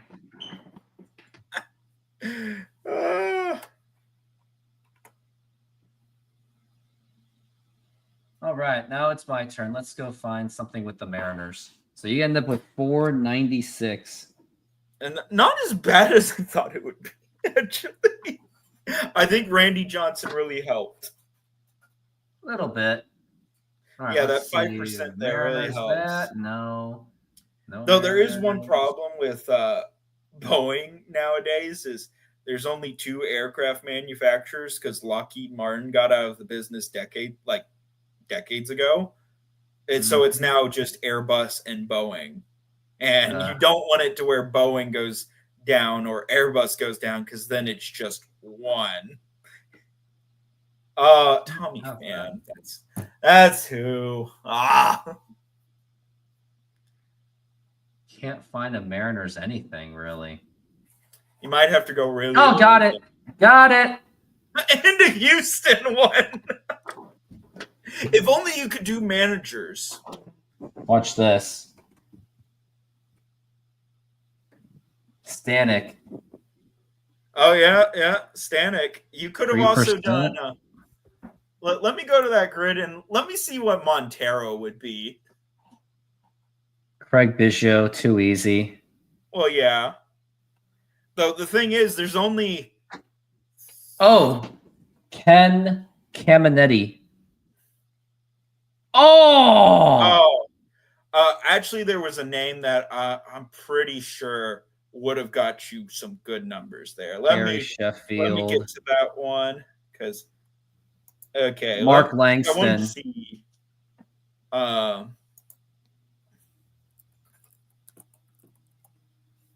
Got Mariners and the Mets. Beat the Mets. Mm-hmm. John Olerud. Or no, Ricky Henderson, I would think, is even more obscure. Yeah, not that much obscure. More I'm too obscure lazy. than, I'm just gonna do Mike Caminetti. Piazza. Oh, I just did Montero.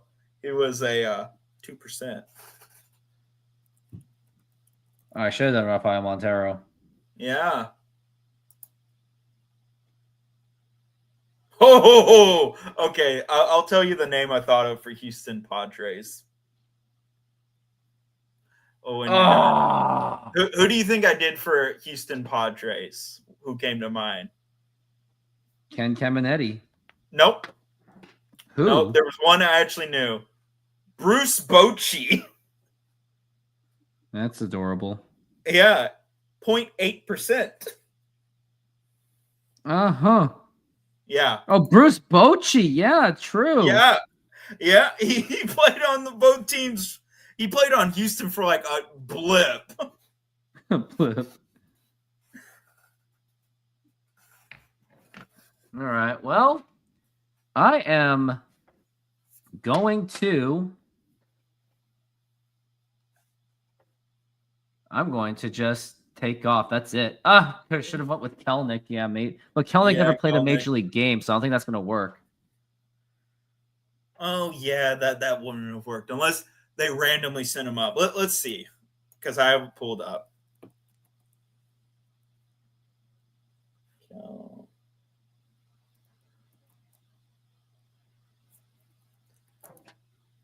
Okay, Jared Kelnick. Nope.